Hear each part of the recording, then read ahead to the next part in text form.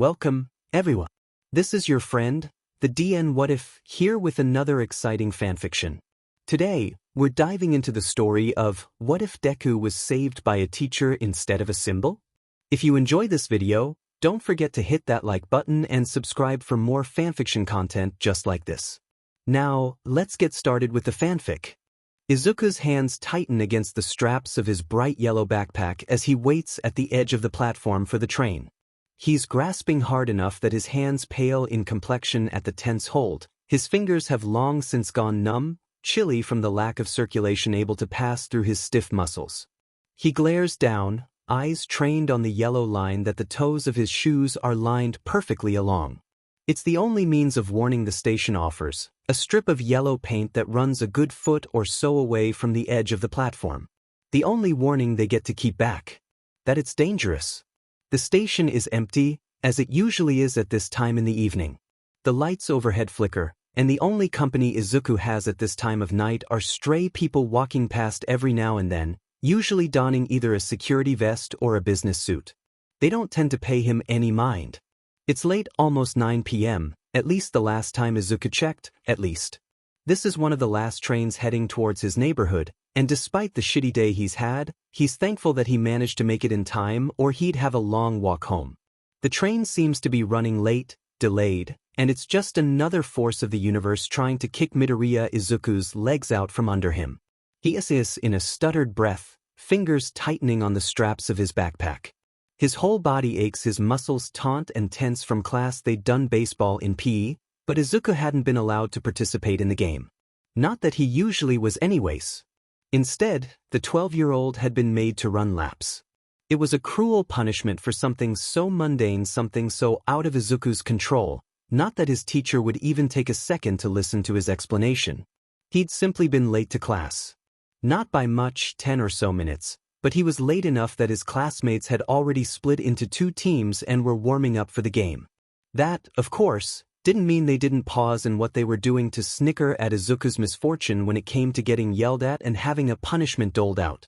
They always seemed far too pleased when he was in trouble. It's a good thing he's used to cruelty. Being late hadn't been his fault. Every student had one physical education uniform that they were to keep clean and in order, so when Izuku's disappeared from his gym locker, what was he supposed to do? He'd searched the whole locker room, cheeks darkening as laughter from his changing classmates rang in his ears. It was only when Izuku was alone in the room that he found his missing clothes tucked in the far corner on top of the tallest set of lockers. There wasn't a doubt in his mind that Oshiro Haruto, his classmate with a self-levitation quirk, had squished the uniform up and out of reach. And only when he had the uniform in his hands did he notice the tiny holes of charred fabric. Clearly Kaken had played a part in this practical joke. As well, not that Izuku expected anything less from his ex-childhood friend. The holes were thankfully small enough that they probably wouldn't be noticed, hadn't today at least, but he'd need to ask for a new one sooner or later, and he just knew it was an argument waiting to happen, especially since this would be his fourth time requesting a new one. The punishment isn't that bad, figuratively speaking, but it really weighs down on you when you're forced to sprint for an hour. He'd thrown up twice, throat so dry he could hardly breathe. Coughing scratched at his dry throat, and he didn't even entertain the idea of stopping to get some water. Despite the way his body reacted to that, he still couldn't stop. He'd learned from his mistakes, and he knew that if his teacher happened to glance over and had seen him jogging, or walking through his punishment, it would only make it worse. He knew by now that it was just easier to torture himself and be in control of it, to follow the orders his teachers spat at him directly than it was to have them catch him not following orders and be left in their mercy. Izuku's stomach lurches at the thought of how close to collapsing he'd been after finishing the running. Nearly an entire hour of pushing his body past the limit, trying not to let the fatigue, dizziness, or nausea cloud his mind. He'd hardly been able to drag himself into the locker room after his peers, and his throat was so dry that the water he forced himself to chug physically burned. That had been his first PRD of the day, and he should have known then that it was just the beginning of another awful day for the quirkless kid. In second PRD, they'd gotten an exam they'd taken a couple weeks prior back. Izuku was sure he'd done well, he'd studied, and felt confident in it. He'd looked at all the questions after he'd gotten the test, and been thrilled that he knew it all. He clearly did not know it all. The mark scrawled on the top of his paper had been a black inked, bolded and underlined, clearly very disappointed, 61%.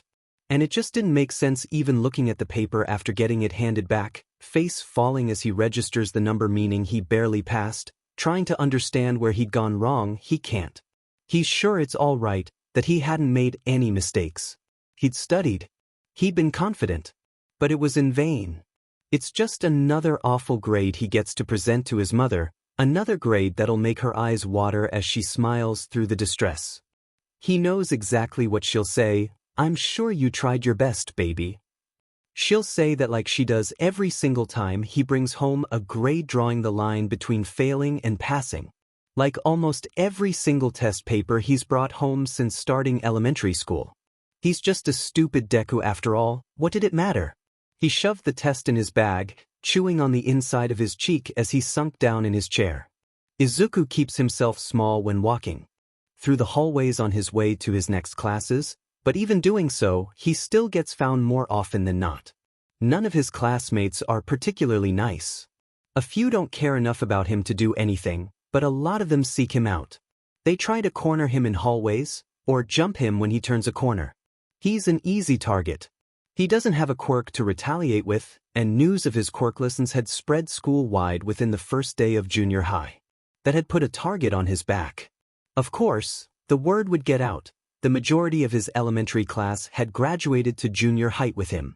The teachers don't care what they do to him so long as it's nothing major that will give Izuku's mother reason to come into the school and demand to know about the treatment of her son. Who cares what happens to the quirkless kid so long as nothing gets reported, right? Izuku knows that he could bring it up to his mother himself, but she's already so busy working 2 jobs to be able to support the 2 of them, slaving away so she's able to afford rent, food, utilities and all the expenses that come with his school. He hardly sees her, and when he does, he doesn't want to bother her with little things like the fact he's getting picked on at school. It doesn't matter, and, well, a small part of him thinks she already knows. Today most of his classmates hadn't used their quirks, which was a small mercy in the scheme of things. But just because they didn't use their quirks, didn't mean they weren't physical. He'd been tripped and shoved, shoulder-checked and pushed into lockers. This was usual stuff, everyday occurrences. Teachers saw and looked the other way. Students uninvolved continued on with their day without a care. Izuku's not sure he'd ever walked peacefully to class without being tripped or shoved at least once, and today was no different. Someone he hadn't seen who had grabbed his shoulder from behind. He'd frozen in place, like he always did because he knew he didn't stand a chance. He tried to ignore the mocking laughter as they squeezed with some kind of strength enhancement quirk, he's sure, until his knees buckled beneath him. Someone had kneed him in the stomach when he was down, and when he'd flailed for stability, hands flattening on the ground for purchase, someone else had stepped on his hand and fingers. He'd bitten his lip raw to keep from making any noises as the shoe pressing his fingers into the floor grinds down like the boy above him is trying to scuff out a cigarette butt or something. They laugh anyways as tears prick in the corners of Izuku's eyes, and he's quick to tug his bruising hand into his chest when the pressure lets up faintly. He hadn't even known those kids. He thinks they might have been from one of the grades above him. He's seen them around for sure, but he's never interacted with them. He may not know them, but everyone knows him. The quirkless kid. The Deku. Useless. They lose interest pretty fast. Not wanting to be late for classes. The one good thing about today's society is everyone is striving for good grades, hanging on to the hope of getting into one of the good heroics classes. That means no one wants to be tardy either. Izuku stays down for a long second before finally lifting his hand from his chest to inspect the damage. He studies the discoloration on his hand before tucking it back against his chest. He can flex all his fingers, and nothing feels broken, so he just assumes it's not. Honestly, only one quirk being used on him was a good change of pace, compared to the fact all 3 of the could have been using their quirks. Plus, he doesn't even know if the boy had been using a quirk. He could have just been freakishly strong. He just assumed.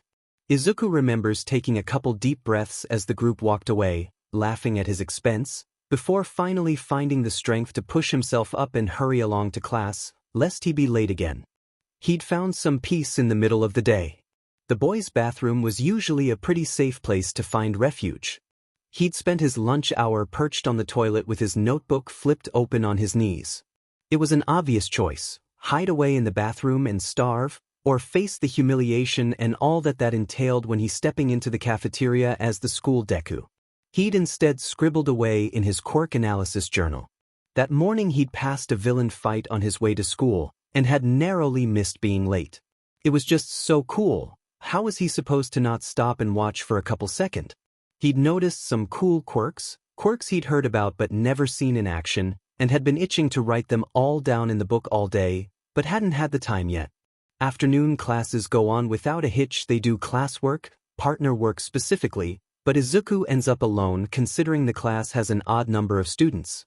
He actually prefers it to being stuck with someone who hates him, or worse, a partnership-turned-trio where two people hate him. Of course the day can't end on a high note. Not for him. Not for a Deku. When he leaves the classroom, he all but runs into someone. Not just any someone, Kaken. Watch where you're fucking going, Deku. The name comes out venomously, and Izuku refrains from sinking in on himself. He bites back the need to remind Kaken that he was stood facing the doorway, clearly waiting, and Izuku just hadn't noticed him as he walked out. That would have been a dangerous thing to say.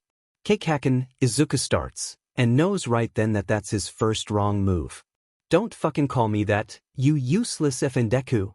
Kaken's hands grab at Izuku's Gakuren, palms cracking in threat. Izuku feels tiny bursts of sparks scorch through his clothes and burn into his chest. He tries not to wince. Stay the hell out of my way. Next time you walk into me I'll blast your stupid butt into tomorrow, got it? Kaken lets him go with a shove that has Izuku stumbling back into the classroom, but the teacher doesn't even glance their way, let alone say anything. Izuku's freedom only lasts for a second before one of Kaken's friends is grabbing at his arm. You've got a lot of nerve, Deku, he hisses, yanking Izuku along with them. Who do you think you are? The other taunts harshly, keeping pace with the boy holding Izuku's arm in a death grip. Kaken follows a step behind, leisurely, hands tucked in his pockets. Aye.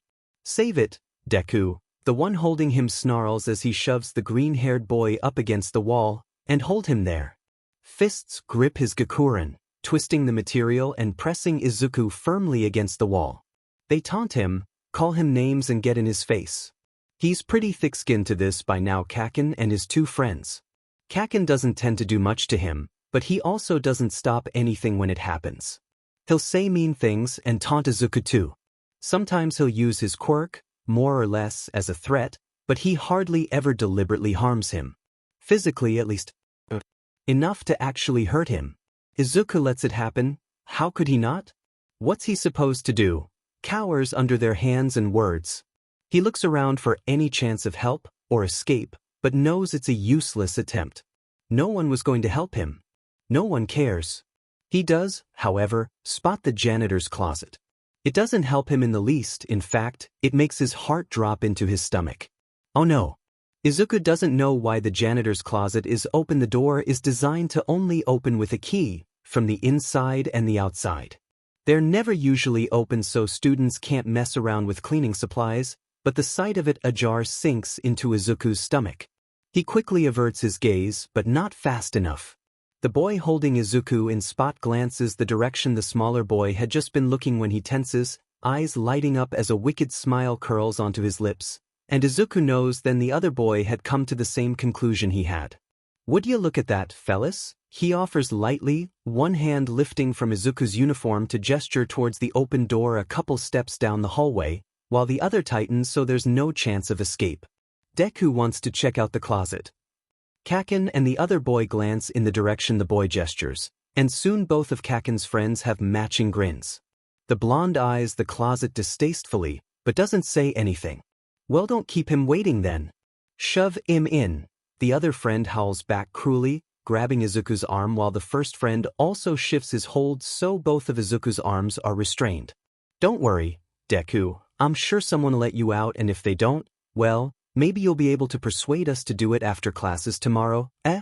Kaken watches uninterestedly through narrowed eyes, hands still tucked in his pockets with a scowl on his face. He doesn't help, doesn't even touch Izuku, but he also doesn't put a stop to. That's almost worse than the blonde helping his friends torture Izuku. The blonde's two friends manhandle Izuku into the closet, despite his pleas, and before he knows it, he's locked in.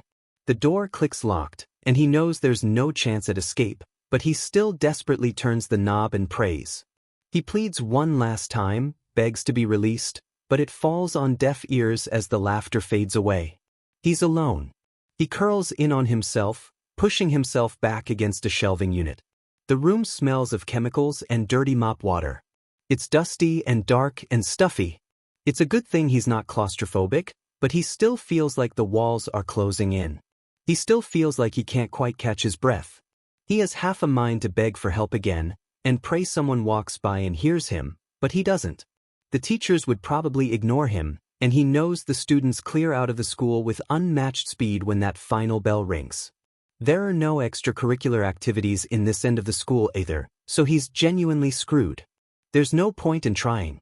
So he sits completely still, face buried in his knees. Hours tick by and Izuku's heart feels heavy knowing no one would even notice him missing until attendance tomorrow morning. His mother is working a late shift that starts around the time Izuku gets out of the school and finishes in the early hours of the morning. That means that they don't even cross paths in the morning either, because she's getting a couple hours of sleep when Izuku wakes for school and leaves for the day. When the door finally opens, Izuku has no idea how long he'd been in there. He jumps to his feet as a pulse of fear chills through his heart, pushing back against the shelving unit, only to relax slightly when he takes note of a janitor's uniform instead of a Gakurin.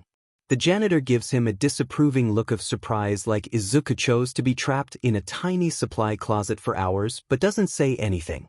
The man lets out a heavy sigh, and for a moment, Izuku thinks he's about to get lectured, and he just knows he'll start crying if he does, but to the boy's surprise, the janitor simply steps to the side and lets Izuku pass by, grunting at the boy's spouting of strung-together apologies and genuinely thankful thank yous as he scampers past.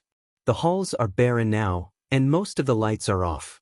It's late enough that he thinks extracurriculars are finished, and he's now probably the only student, maybe even the only non-custodial person in the entire school. He makes his way to his locker, shaking out his stiff limbs from sitting on the floor in a cramped space for so long. Izuku makes a beeline for his locker, ready to get the hell out of school.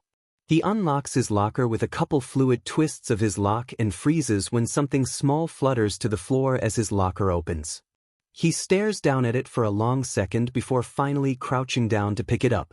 Curiosity tugs at him, so he slowly unfolds the paper before skiing in a breath. He scans the small paper a second time, eyes flicking over the words rapidly, almost expecting to have read it wrong, before he takes another fast, stuttered breath and jams it in his pocket. His eyes well with tears as he fumbles with slipping his school shoes off. He ducks his head to wipe the wetness away on his aching shoulder, silently thankful that the school is vacant, or he'd be ridiculed for crying like the Deku he is. Useless crybaby Deku. He doesn't waste any time in swapping his shoes and gathering all his belongings, rushing out the door and running towards the train station with a silent, hopeful prayer that he be on time falling from his lips. The reminder of the note has Izuku stilling. He's not sure he even breathes as his pocket suddenly feels weighed down by stones. He hadn't known a slip of ripped paper could feel so heavy. Izuku slowly releases his hold on his backpack with one hand, blood rushes through his fingers, but he ignores it in favor of digging the note he'd shoved into his Gakurin pants pocket. The paper is crinkled, the messy scrawl almost illegible but completely legible all the same. He hasn't the faintest idea who wrote it, doesn't recognize the writing, but despite the anonymity, the words still pierce through his heart. The words glare back at Izuku as he stares down at them. Do us all a favor and kill yourself, Deku. Izuku stares down at the words as a slow breath stutters out of his lungs. He thumbs lightly over the kill yourself and tightens his hold on the paper as his eyes lock on the bolded and underlined all. Izuku stares down at the word, taking it in. The markings are deep and heavy, like whoever had written the note had retraced it multiple times to add emphasis. Do them all a favor. He tries to think of anyone the all doesn't apply to. His first thought of his mother, she'd miss him, right? He knows she loves him, he does.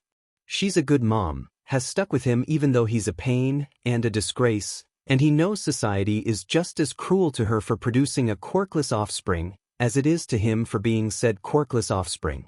But she'd kept him, even when she and his father fought over surrendering him, yelled and screamed back and forth about ridding themselves of a quirkless abomination, his father's direct words that have haunted Izuku since he was 4.5 years old. She'd slaved hard over 2 jobs to be able to support them when his father packed up his stuff and left for America. She worked herself to the bone for him, and still managed to smile and be super mom when they happened to cross paths. In a way, she's his hero. The thought strikes Izuku like a dagger through the heart. Maybe it would be a favor to her if he did it. How different would her life be if she didn't have to worry about him? If she wasn't tied down to him? She wouldn't need to work 2 jobs. She wouldn't be constantly exhausted. She could live her life like any other quirked individual and not have to deal with discrimination. She wouldn't be ridiculed for having him. He was the one forcing her to do all this. He was the one she was protecting. He could probably argue that she's doing it because she loves him, but he won't because he's the one breaking her, as unintentional as it is. She'll always love him, but he won't argue the fact that her life wouldn't be easier without him because it's not true. Her life would be easier without him. He says in a stuttered breath, subconsciously shuffling closer to the yellow safety line. His toes settle over the line, heels hardly making any contact with it. The danger warning is easily overstepped. He's closer to the edge, no train in sight. He wants to let out a humorless laugh as he realizes that she's the only one that all doesn't apply to, but in a way, it still does apply to her. He reaches a bruised hand up to scrub at his face, shoulders slumping in defeat. He knows no one at school will miss him. The teachers hate him, his classmates are unbothered by him either way. It's nothing to them whether he shows up or not. For a second, one fleeting second, he thinks maybe Kaken might, but that bridge burned years ago. Kaken doesn't care about him. Kaken doesn't even like him anymore. He won't care if Izuku pops a handful of pills, or if he slits his wrists, or takes a header off a tall building. It won't matter to Kaken. Izuku tries to think of reasons not to kill himself, but nothing really comes to mind. He's nothing but a statistic, and the odds are not in his favor. The majority of quirkless people hardly make it to high school, let alone adulthood. It feels like every second week he's seeing another suicide of a quirkless kid on the news. Why had he believed he could be anything else but another number? It's not like he can ever amount to anything anyways. His grades will be his downfall, and he knows that his disciplinary record is filled with false reports of starting fights and attention-seeking, reports of antagonizing his peers and being disrespectful to his teachers, and anything under the sun that could be pinned on him. It's a dirty record, and he's aware that school will take one glance and blacklist him. No school in the entirety of Japan would take him, let alone a hero school like Yui. The only thing he's ever wanted to be was a hero. It was one of the only things keeping him going. He wanted to defy the odds. He wanted to amount to something great, but in reality, maybe it really was nothing but a dream. A childish dream that's been slowly crashing and burning at his feet as the years tick on. What's the point? His feet shuffle closer to the edge on instinct, hand shoving the note back into his pocket when he can't bear to look down at it anymore. Maybe it'll explain his motives after he's gone, explain why he'd done as he felt was necessary.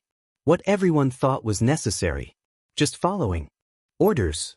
He draws in slow breaths, but nothing can save him from the dread pooling in his chest. The hopelessness. The desperation. The quiet acceptance. Maybe the note is right. Maybe he should do the world a favor. It'll be easier now to kill himself than to wait until he's at his wit's end.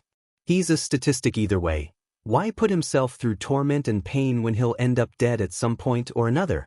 Why wait for his life to completely fall to shambles before taking that final step? After he's applied to every high school in Japan and been rejected. When he finally scuffs out the charred remains of his childhood dream. When his mother finally realizes that she'd wasted her time and effort on raising a failure. When she finally sees him for what he is, nothing but a waste of space. A useless Deku. Why would he subject himself to that when there's no light at the end of the tunnel? The train's horn blares, announcing its arrival. It should jolt him from his thoughts, but it's nothing but a nagging thought in the back of his mind. Instead, it's an escape. There are more tactful ways to go about this. He knows there are, he can list multiple, but none pan out as perfectly like this. This is an ending of convenience. It's here and it's now, and it'll be over.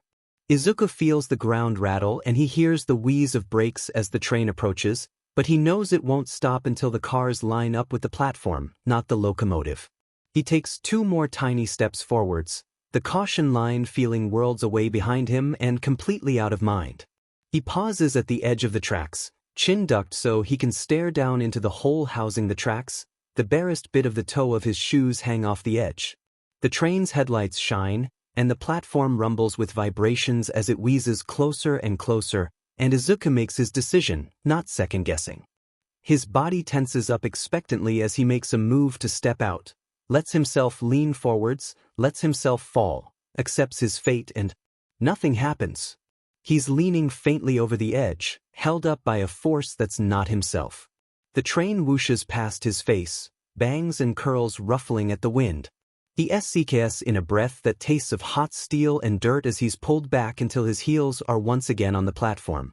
A hand clamps around his arm tightly, protectively. It takes a second for him to realize he's still alive. That there's someone, clutching at both the handle of his backpack, as well as the scruff of his gakurin like they made a desperate grab for any part of Izuku. He takes note of the pale hand clutching his upper arm out of the corner of his eye, but can't be bothered to care. Careful, a deep voice rattles out, and then Izuku's being tugged back a couple steps. He goes easily, letting himself be guided away from the edge even as the train slows faster, brakes squealing slightly. The line's there for a reason, kid. The train's brakes wheeze loudly as they strain against the railings, and soon it stopped before them, doors opening like normal. Like Izuku hadn't just tried to step out in front of it, but he had. The hands on him haven't let up, tensing cautiously like Izuku's a flight risk. I know, Izuku mumbles out in a devoid monotone, trying to grasp at any feeling he knows he should be feeling: mortification, embarrassment, guilt, but he can't seem to find them. The lie is bland and emotionless on his tongue, and Izuku knows his rescuer doesn't buy it. I guess I wasn't looking where I was going, sir. I'm very sorry for the trouble. There's a soft exhale behind him, and the man's hands tense slightly around the fabric in his hold before they loosen. He lets out a quiet hum, tugging Izuku back a couple steps until they're a few steps behind the yellow warning line, even though the train has arrived and won't bother waiting for them. The train will be leaving soon, Izuku points out without so much as a glance back. He does try to pull away from the man, has a feeling that this stranger might just tighten his hold if Izuku does that. The boy bows his head instead as the man's grip loosens even more, hesitantly, before his fingers slowly untangle from the Izuku's uniform. Yeah, the man offers slowly, voice stiff and cautious. Let's board then, before we miss it. Izuku gives a hardly there nod as he steps forwards through the open doors, followed by the man. Izuku sits first, and the man sits on the other side of the train. It's just the two of them and an older man who appears to have fallen asleep on his voyage. Izuku just tucks in on himself, eyes staring down at his hands in his lap. Shota leans against a pillar at the train station, eyes shut as he enjoys the silence of the station. His hands are buried in his pockets, body slumped. He's desperate for some sleep, has been looking forward to heading home and sleeping for a good couple hours if he's lucky, and he really hopes he is before he's due to be heading out on patrol. His afternoon had been long and tiring. His class, down to 13 students now, had really worked him to the bone today. He'd been seconds away from throwing in the towel and expelling the remaining lot of them before the dismissal bell sounded. It was wise of them to file out of the training gym without lingering, leaving him to draw in some of those stupid calming breaths Hisashi swore by. He'd somehow been hit by one of his students' quirks, nothing overly dangerous, but annoyingly inconvenient. He grumbled to himself as he walked through the hallway, jumpsuit and capture weapon stuck together with a bright pink chewing gum sort of residue. The student in question could produce bubbles of the sticky residue from his palms and command them, theoretically, at will.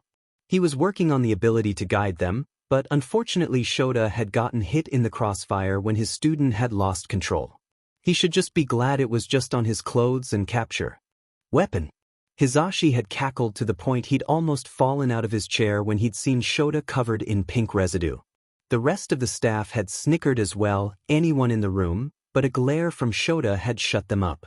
Unfortunately, Hisashi is immune to his glares. Oh God, Hisashi had wheezed out in Japanese, followed by a sultry purr of, "You, sweetheart, always look absolutely delicious in pink," close to Shota's ear in English. Shota has never wanted to punt his significant other more than he did in that moment, but instead he just huffed out a heavy sigh and slumped in his chair, careful not to get bubble gum on anything else. Hisashi had been kind enough to lend him his spare clothes, a white button-up and a pair of slacks. The loud blonde took pride in always have a rockin' set of formal wear to spice up your appearance, though. You never know when you gotta look good, Sho. Or, so he said as he handed the spare clothes over with a bright grin, eyeing Shota with a crooked, softer smile. Hisashi had brushed off the gratitude with a laugh, guiding him to the teacher's office restroom with a cheerful reminder that he shouldn't get the residue anywhere, but Shota knows his real intention is getting Shota into his clothes. Hisashi has always loved when Shota wore his clothes. When he finally exits the bathroom, changed and with a sticky mess of his costume and capture weapon stuck in a ball, he crosses the room and steals a hair tie from Hisashi's wrist, putting his hair up in a half bun as he drops into his chair and heaves a heavy sigh. He'd wanted then to go home, but he has a stack of assignments on his desk that he assured his students that they'd get back the following day. He's not above telling them to wait again, but it was the third time he'd told them they'd be getting them back. So, he'd hunched over his desk with his red marking pen in hand and gotten to work. One by one the teachers left, one of the last being Hisashi, who's on his way to the radio station to do some planning with his producer. They're trying to host an advertisement event for Put Your Hands Up Radio. It's the only thing Shota had heard about for the past month. That, of course, meant Hisashi had the car and Shota was left taking the train home because he couldn't very well use his capture weapon when it was a solid ball of sticky residue. It's a DMN good thing he has extra capture weapons and costumes, or he'd be screwed. He doesn't even know if he'll be able to get the gum-like residue off, let alone be ready for patrol in a couple hours. Shota blinks owlish eyes open, surveying over the empty station. Or, nearly empty. The man has always liked this time of day, catching the last train he possibly can. There are usually very few stragglers waiting to catch the last train out, which he's always thankful for. The less human interaction he needs to do in his free time, the better. Plus, he absolutely loathes riding the train when everyone is crammed into the cars like sardines. There's only one other person here, a middle schooler, if the Gakurin is anything to go by. Shota can't help but notice how late it is for a kid to be leaving school. He's never heard of an extracurricular activity lasting more than an hour or two after school, but here the kid is at just after 9, clearly waiting for the last train as Shota is. It's not that worrying he doesn't know this kid. He could have stuck around at school, or gone to the library, or even a friend's house after school. The child's shoulders are an interesting mix of squared up and slumped, head ducked as he fists at the straps of an obnoxiously yellow backpack. Shota supposes he has no right to judge considering the equally as bright and obnoxious sleeping bag folded under his desk at school right now, but it's still an eyesore. Still, all things considered, the thought of the child being here so late, waiting for the last train and still in his school uniform strikes Shota as odd. He's got a bad feeling, but he can't put his finger on why, but he knows better than to ignore a gut feeling. So, he watches. He watches as the teen rocks on his heels, hands squeezing around the straps of his bag. He watches the child's shoulders rise and fall with irregular breaths. He's been a teacher for a lot of years, and he can spot the signs of a kid being lost in thought. Of a kid being anxious and tired and genuinely done with the day. It's body language he sees a lot, even with his heroic students. Shota studies the child as he suddenly stiffens, hands slowly releasing the straps to dig around in the pocket of his uniform pants, where he produces a small, crumbled-up ball of paper. Curiosity tugs at Shota's thoughts, but he focuses on the task at hand, unraveling the child in his view. The kid seems to read the note over a couple times, body slumping lower by the second. There's a tense moment where it doesn't even look like the kid is breathing before he's suddenly shoving the note back in his pocket and dragging his hand down his face. The curiosity tugging at Shota's thoughts turns icy. That's not a good reaction. The hero straightens up as he eyes the child closer. The boy doesn't move, doesn't even appear to notice when Shota takes a slow step out from behind the pillar and towards the kid. Shota's body jolts when the kid inches forwards, and that feeling in his gut turns acidic. The train announces it's incoming with a roar of its horn, and Shota takes his eyes off the child for just a second to gauge its arrival. When he looks back, the kid is closer to the edge. Fear claws at Shota's chest as he takes a couple quick steps. The kid inches even closer to the edge. Shota sees the headlights of the train, and he's so far from the kid. He makes a desperate grab for his capture weapon around his neck and feels his body freeze when his hand grasps around nothing.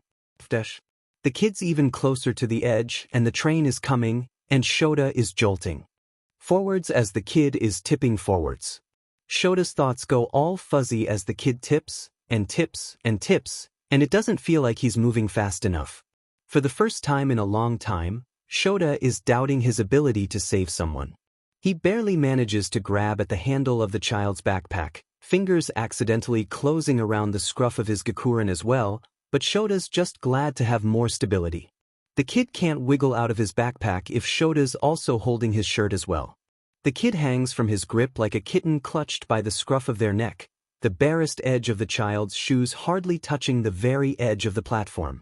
The train whooshes by without a care that a child had nearly sprung out in front of it, and Shota winces at the puff of air. The kid SCKS in a stuttered breath.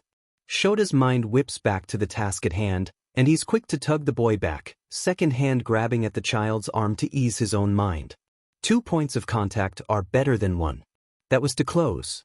Shota lets himself blow out a light breath, fingers tensing around the child in his grasp. Careful, he finds himself mumbling out softly, almost dumbly. The thought of scolding the kid crosses his mind, that age-old panicked exclamation of, "What were you thinking?" sitting on the tip of his tongue, but he swallows it down. This is sensitive. This is a child. This is a child who feels like his only option is death. The line's there for a reason, kid. Shota guides the child back a couple steps, desperate to put distance between him and the tracks. The boy puts up no resistance. "I know," the boy mumbles lightly, voice stiff and emotionless. Shota swallows at the dark, unwavering tone that he never wants to hear come from a child's voice again. "I guess I wasn't looking where I was going, sir. I'm very sorry for the trouble." The words are mumbles lowly, the boy not even trying to sell his excuse. Shota doesn't buy it for even a second, and he thinks the boy might realize it if by the way his shoulders slump is anything to go off. Shota forces out another breath, panicked mind finally starting to clear. He shouldn't have felt as helpless as he had right then. He wonders how civilians can even stand that feeling. The thought freighties at his mind, and his body subconsciously takes a couple more steps back, the boy following thoughtlessly. The child doesn't make any move to tug out of Shota's grip, and he won't lie and say it doesn't calm his hammering heart. It's probably weird, him holding a child he doesn't know, one he hasn't even seen the face of, but he can't seem to make his fingers release. "The train will be leaving soon," the boy whispers, voice suddenly sounding exhausted. He still doesn't try to tug out of Shota's grip, but the words register with the man, who forces his fingers to relax. He lets go even though the hero in him is screaming not to. "Yeah," Shota blinks owlishly, pulling away from the child entirely and instead tucks his hands into his Hizashi's pockets. His fingers itch to call someone. Tsukachi, Hizashi, maybe even an ambulance, but he has a sinking feeling that may do more harm than good. He doesn't know what this is, but the kid hadn't looked like he'd planned to jump at first, not like other jumpers Shota had talked down on rooftop ledges. He looked like he'd come to the conclusion of sorts due to circumstances, hadn't thought it out completely, like it was a spur-of-the-moment decision. Convenience. "Let's board then before we miss it." The boy nods stiffly, stepping hurriedly into the train car like he's fleeing a crime. Shota follows, but keeps his distance. Last thing he wants is to overcrowd the kid. The child perches on one of the seats, and Shota takes the one across from him. He frowns to himself as the kid tucks in on himself, staring blankly down at his own lap with his face protected by a curtain of dark green curls. He takes the time, after the doors have shut and they're safe inside the train, to observe the kid. Try and understand. He can get a lot from observing people. It's a knack that's made him so good at his underground hero work. The child definitely looks like he's had a rough day, just by how he's holding himself up. Or, how he's hardly holding himself up. Sure, some of that could be fading adrenaline, but there's a subtle difference between the two. Shota eyes the teen's Gakurin rumpled and wrinkled. He spots tiny holes that he hasn't the faintest idea where they would have come from, but the speckled pattern is obviously not from overuse or aged fabric. They're dispread, small and organized. Clustered together and, chart? The thought sinks in Shota's stomach. His attention shifts from the charred spots to his shoulder, where the boy is shifting and rolling the muscles. He tenses it up like he's trying to relieve a pain Shota can't see, and when the train jostles them, the child winces and draws his arm and shoulder tighter into his body. Shota slumps back in his own seat faintly, gaze surveying over the child's face. He's got dark, foresty green hair, and from what little of his eyes he can see, vibrant green eyes that look dulled. Shota can faintly make out freckles dusted over pale skin. His eyes drift lower, catching on the kid's hands. They're laced together in his lap, but one of his hands is a discolored, bruised, and maybe even broken. Shota bites hard at the inside of his cheek as he wonders what happened. Nothing good, he's sure. Shota's eyes drop down even lower, where they narrow in on dark red shoes. A breath gets caught in his lungs as he sees the shoes bright red and easily recognize, but so very rare in today's society, especially on someone so young. This generation. Everything is now starting to slot into place, and a flash of anger clouds Shota's vision. They sit in the silence of the train for 3 stops. One person gets on at the first, the man who'd been on the train when Shota had. Trailed in behind, the child got off at the second, and the woman who'd gotten on at the first gets off at the third. The child stands to follow her, clutching at his backpack straps again. Shota stands too, stepping off the train. He's 2 stops early for his own neighborhood, but there's no way he'll let this child, a child who just tried to jump in front of a train, leave to try again somewhere else. Shota would never be able to forgive himself if he walked away now, and in a few days he saw bright green eyes and deep green hair on the news reporting another quirkless suicide. The teen seems to stiffen when Shota follows him a couple steps. The man is trying to work up what to say, how to go about this in a situation so different from what he's used to. The platform they're on is just as dead as all before. The woman who'd been on the train with them doesn't even regard either of them as she leaves the platform. "I won't do it again," the boy says quietly, pausing in his steps. Shota finds himself stopping too. "If that's what you're worried about, sir, I really am very sorry to cause you trouble, but I won't." "Meh. Kid." Shota sighs heavily, scratching at his head. He's mindful not to run his fingers through his hair in fear of knocking out the half-hearted messy bun he'd somehow managed to keep in place all evening. "You know I can't just." "I wasn't thinking." The boy finally turns, and Shota's surprised to see the dullness in his eyes has faded away to a chipper green. "Honest. I wasn't. I didn't plan it. I promise. I won't do anything like that again. It's just been a bad day, you know? Really bad. But, it's fine. And I know I shouldn't have even thought about doing something like that. I wasn't thinking, and I didn't mean to, I don't know. It was irrational, and I didn't really I have my mom to be thinking about, and I." The kid trails off, jaw clamping shut like he'd realized he rambled on. He esicas in a deep breath, glares down at his shoes before clearing his throat as he finally meets Shota's eyes for the first time. "I just want to make sure you're okay," Shota tells him honestly, a softness to his voice he saves for quirk accidents at school and for when students get overwhelmed. "I am," the boy tells him with a firm nod of his head. "I really am sorry, sir. I wasn't thinking. I really didn't intend to, do anything. I don't even know where the thought came from. But I promise I'm thinking straight again. You shouldn't concern yourself with me." "I am concerned," Shota tells him slowly. "That's not a healthy response, kid. That's not a healthy response to anything. A bad day shouldn't make you think, even for a second, that you should jump in front of a train. That you should do anything harmful to yourself. I'm sorry, I can't just overlook this, kid, it's serious. You could have. You could have died. Or, at the very least, been badly hurt. It was a very bad day, the child mutters out like that'll excuse everything. I promise I won't try to jump in front of any more trains. I really wasn't thinking. I don't want to kill myself. The kid drags a bruised hand through his curls, wincing lightly. He doesn't say anything for a long second, before the child is suddenly looking up at Shota with wide, questioning eyes. Why do you even care, sir? Shota himself bristles at the words, taking the boy in easily. It's an innocent question, one that reminded Shota of how cruel the world truly is. What had to have happened to this boy to make him, a child, question basic compassion? Shota sits on the question for a second, really thinks about it. His knee-jerk response is, because I'm a hero, and it's true.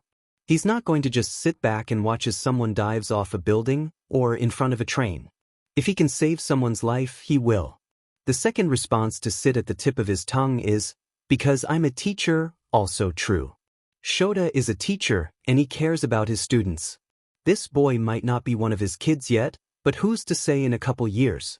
This is a child who is hurting, and Shota doesn't know a single teacher he personally knows who'd look the other direction. The third response, however, is the one that Shota thinks the boy might need the most. Because I'm a decent human being. He finds himself saying instead, staring down at the boy, I'm a decent human being, and I can see you're upset. That you're hurting. I know something drove you to stand on that platform and contemplate taking your own life. The kid meets his eyes and stares, like he's searching out dishonesty. He stares until Shota sees tears well in his eyes, and the man's not quite sure what the child sees in his gaze. I'm sorry, the boy whispers brokenly, head bowing as he palms at watering eyes. I didn't. It's all right, Shota speaks softly. His hand twitches to pat the child's head, but he keeps his distance. He is in a breath, watching as the boy dries at his eyes.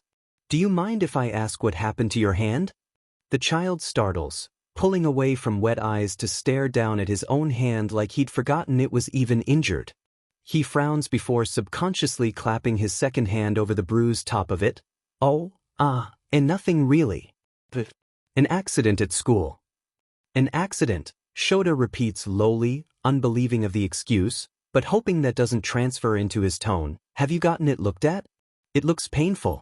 There are a lot of small bones in your hand that could be fractured. The boy gives a sheepish smile. No, but it's fine. I'll just put some ice on it at home, and it'll be, good as new. And your shoulder? And my shoulder? Shota gives a hum, ignoring the boy's surprise. Yes. The one you've been subconsciously supporting since we got off the train. I assume when you hold it to your body and ease the weight of your arm, it alleviates some of the pain, right? The boy frowns. He looks like he's trying to decide whether to be truthful or to lie and make an escape. I just heard it at school. Same accident? Shota quirks an eyebrow. Yeah, the boy blows out, playing with his own fingers. I really am fine. I.e. doesn't even really hurt all that much. Would you mind if I took a look at it? I looked at it, the boy squawks, jolting in surprise. Here.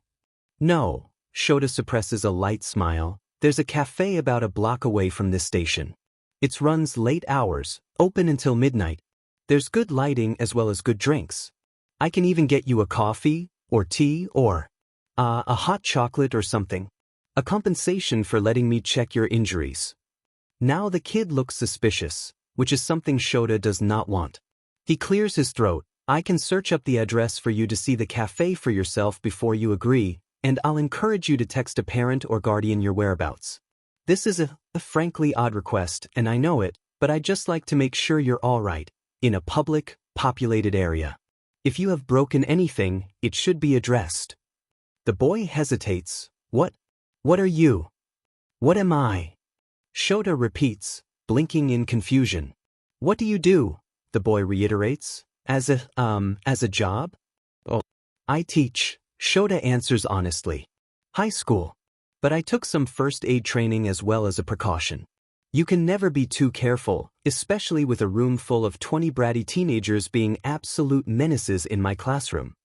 For a split second, a humorous smile curls onto the boy's lips, and Shota's not sure what he said that was even remotely funny, but he'll count it as a win. As fast as the smile appears, it's gone. And you just want to look at them? The injuries, I mean? Nothing else. Nothing else, Shota gives a nod. Well, look over your injuries and offer you a warm drink, my treat. A hot drink always makes me feel better after a bad day. The hot chocolate is very nice. My husband adores it. Comes with whipped cream and shaved chocolate as a garnish. The kid studies Shota's face again like he just can't believe it. Shota doesn't move, besides ping his head to the side. The child's eyes narrow before he seems to come to a conclusion. What's your name? Aizawa. Shota blinks once before hastily adding, Aizawa Shota. Izuku, the boy offers almost shyly. Just Izuku. I don't. Izuku and it is, Shota bows his head in a nod. It's wise not giving out your full name. You're a smart kid. It's not wise to follow a stranger into the night, the boy quips back softly, but Shota just feels his lips quirk up faintly into a smile. The kid seems to backtrack when he realizes what he'd said. Not that I think that anything will. No, Shota agrees lightly, it's not. You're right. But on that note, you should inform your guardian of your whereabouts. It's fairly late. You mentioned your mother earlier. It doesn't matter, the boy waves off the concern, toe of his shoe scuffing against the concrete below. She's at work anyways. She won't notice if I'm a bit late. Not that I'm not already super late. Shota waits for the kid to continue, but he doesn't. He bites back a sigh. The child bites hard at his bottom lip before ping his head in Shota's direction, reminding the man of a puppy. There's no dark alleys or anything on the way, right? No, Shota snorts, grabbing the strap of his messenger bag, all main road sidewalks. There will be cars passing, and it's still early enough that there will be foot traffic. I'm also quite sure the cafe will have a few customers. The world doesn't shut down after 9 p.m. Okay, the boy finally agrees, lifting his uninjured shoulder in a shrug. I'll believe you for now. But, just because I want to try that hot chocolate you were talking about. It sounded really good. You'll have to give me your review on it so I can pass it on to Hizashi. Shota returns, eyebrows furrowing as the kid blinks in confusion. That's my husband, by the way. He swears it's the best hot chocolate he's ever had, but he's the only one we know who's tried it. Izuku lets out a light little, sort of noise, and the corner of Shota's lip twitches up in an almost smile at the sound. It's hard to believe this is the same child who, not even half an hour ago, was mere seconds away from jumping in front of a train. Shota takes a couple steps towards the train station exit, slowing until he feels someone at his side. The kid falls into step with him. So Shota continues. You know, Izun, you really shouldn't trust adults you don't know, Shota mutters lightly, only slightly disapproving. The boy at his side shrugs. What have I got to lose? And that's worrisome. Izuku trails calmly behind the man, half beside and half falling behind. The man seems kind enough, pausing when Izuku loses pace, but making no attempt at getting any closer to him. A small part of his brain is screaming about the danger he's putting himself in. He doesn't know this man. He's following blindly to some cafe. Izuku likes to think he's a good judge of character, and the bigger part of his brain has deemed this man to be harmless, at least right now. Still, he doesn't know anything about this man besides the fact that his name is Aizawa Shota, and that he's a high school teacher, which is odd. Teachers don't tend to like Izuku very much, but this man is pretty nice so far. Then again, he doesn't know who Izuku is. What he is. Izuku thinks he probably should be nervous, or even hesitant to follow this stranger, but he's not. He'd been honest when he'd mumbled a low, "What have I got to lose?" under his breath, unsure if the man had even heard him. If the man does hear him, he doesn't comment on it. Aizawa-san leads him out of the train station, and true to the man's words, they follow a main sidewalk all the way to the cafe. Almost exactly a block away from the station exit. There's foot traffic, They pass by some people, but Izuku just curls into himself a little and grips at the straps of his backpack. Aizawa-san seems unbothered, and doesn't so much as bat an eyelash when Izuku all but pushes into his side to avoid running into a man in a hurry. A few cars pass by, but it's not overly busy. The cafe is small and almost hidden away. If he weren't following Aizawa-san, he probably would have walked right past it. It doesn't look like much from the outside, but the inside is bright and warm and it smells faintly of fresh roast coffee and baked goods. Izuku's stomach rumbles at the scent and he wants the world to swallow him up whole when Aizawa-san glances sideways at him. Sorry, Izuku ducks his head, hoping his hair will hide the warmth he feels heating through his cheeks. Aizawa-san. One of the two baristas greets brightly before Aizawa-san can reply. She looks fairly young, maybe a couple years older than Izuku himself. He'd guess she was around 20, but it's hard to tell. It's been a while since I've seen you around. It's pretty early for you to come in, you're usually one of my last customers of the night. Welcome back. Aizawa-san shifts where he's standing, regarding the barista with a plain expression. He doesn't smile, nor frown, but there's nothing about his expression that's any emotion besides neutral. Izuku wonders how he can do that without looking grumpy or annoyed. The boy doesn't think the man beside him tends to smile all that much. Still not much of a talker, the woman muses with a laugh, unoffended. I take it you want the usual? Black coffee? Yes. The man finally speaks, eyes flicking over the chalkboard menu overhead before scanning the baked goods display case. And a hot chocolate as well. I'd also like two. The man pauses, nose wrinkling as he takes in the baked goods. Why don't you pick something from the case for us to try, Izuku-kun? You got it. The woman chirps, far too chipper for almost 10 p.m. Let me know what you decide on, all right, sweetheart? She smiles widely at Izuku, gesturing to the display case before turning and starting on what looks to be his hot chocolate. Don't you need to pay? Izuku asks in a tiny voice, eyeing the teacher as he turns to make his way towards one of the tables scattered along the open space of the floor. And, why you really want me to pick? For you as well? I mean, it's already kind enough for you to get me a hot chocolate, you don't need to feed me too. Don't worry about it. Aizawa-san flaps his hand dismissively. I tend to come in and mark assignments here occasionally, and believe me when I say I need at least 3 coffees to get through that without losing my sanity. I'll also stop in like we are now on my way home. And, as I mentioned prior, my husband also likes coming here. We have a tab of sorts set up where we pay for our drinks and food before leaving. The man pauses, seeming to think his next words over. Pick whatever you'd like, Izuku. I insist. I've tried most of the baked goods and they're all very good. I'm sure there's something in that case that will go well with your hot chocolate. Izuku hesitates as the man finally turns away, sitting at a table at the back of the cafe. He sinks into the chair, setting his shoulder bag at his side on the floor before crossing his arms over his chest and letting his eyes drift shut. Izuku blinks in his direction for a long second, studying him, before glancing around the room. There are only 3 other patrons, 1 in line behind Izuku and 2 sharing one of the tables by the door. Nice guy, isn't he? Izuku startles, turning towards the barista. Comes in a lot pretty late at night, or that's usually when I see him. I only work the closing shift. He's definitely quiet, but he's always super courteous. Always makes sure to give us good tips, he and his husband both. Charming man, his husband. She nods to herself, smiling at Izuku. Anyways, did you figure out what you'd like to try? Izuku scans the treats, eyes narrowing in on frosted cinnamon rolls. His mouth waters at the sight, and his stomach gives another desperate growl. He'd eaten breakfast that morning, but had thrown it up before he could digest it. And he hadn't dared eat at lunch and dinner. Well, not much to eat in a supply closet. How are the cinnamon rolls? He asks meekly. Delicious, the barista chirps, causing the second barista to chuckle. They're baked fresh every morning. I'll tell you what, why don't you go join Aizawa-san and I'll heat these up for you. They're so much better when they're all gooey inside. I'll bring them and your drinks to your table as soon as they're done.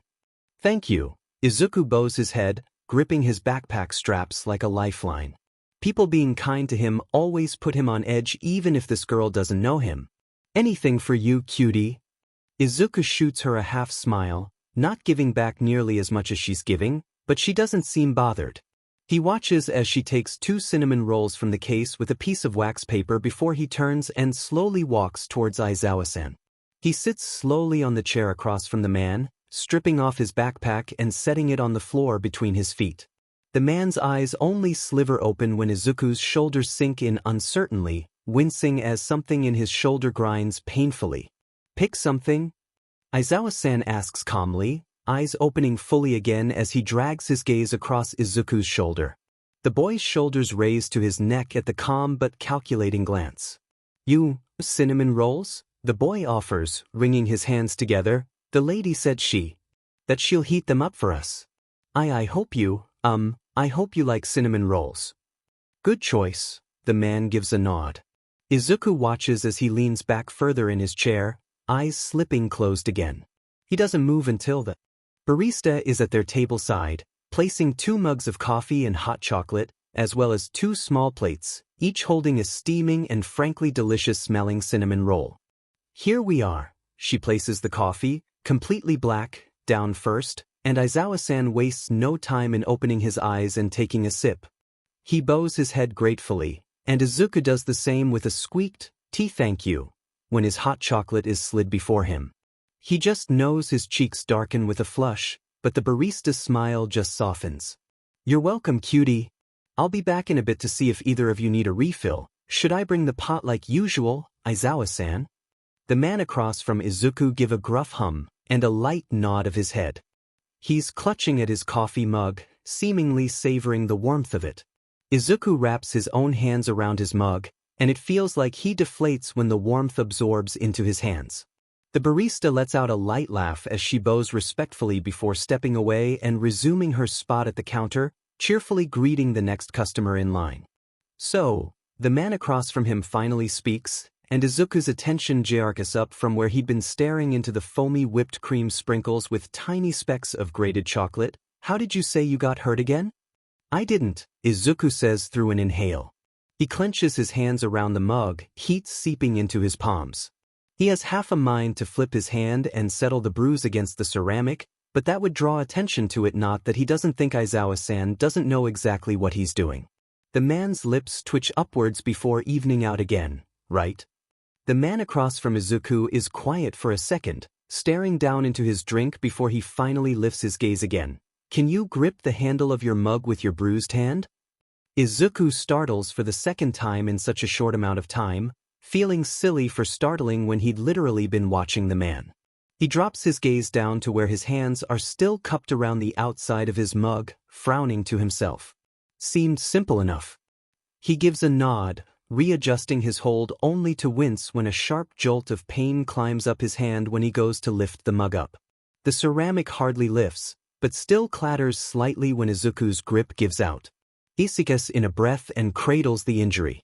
The man across from him makes a soft hum noise as he leans forwards to wipe away the little bit of spilled hot chocolate with a napkin. I doubt you broke anything in your hand. You can still move your fingers and nothing looks out of place. The man offers slowly, eyeing the bruised hand Izuku is holding tightly to his chest, but you might have fractured a bone. I'd guess a hairline fracture. It got worse when you put that pressure on it, right? The boy nods slowly, eyeing the adult across from him. Izuku watches cautiously as the man presses his own hand flat against the table, palm down, and it takes no longer than a second for Izuku to realize he's silently asking Izuku to do the same. The boy does as modeled, hand flattening towards the center of the table just an inch or so away from Aizawa-san's. The man shifts a bit, leaning over the table to examine the dark bruises. They're nearly black at the point where the older boy's shoes had ground down, with the edges an ugly yellow-green sort of color. Izuku feels self-conscious as Aizawa-san's eyes flicker over the injury, mouth pulled taut in thought. I can't be sure either way if there is a fracture hidden, or if it's just bad bruising and irritation. I'm no doctor, the man finally says after taking a second to study the bruising. First aid training doesn't make up for lack of x-rays. That's pretty bad bruising, an impact injury of some sort. If you were one of my students, I probably would have sent you to the nurse, so you should probably get it checked. You'll have trouble if it heals wrong or gets worse. You may need a brace or a cast. You should have your guardian take you to the hospital just to be sure. Izuku shakes his head. My mom's a nurse, so I'll just ask her to bring a brace home and take a look at it tomorrow. But, if it starts hurting more or breaks any more, I'll ask her to bring me to the doctor's. He'll shoot her a text when he's home, and she'll want to check on him, which will mean she'll either stay awake and wait for him to wake up, or set an alarm for the time he wakes up for school. Either way, she'll be losing sleep, and he'll be worrying her.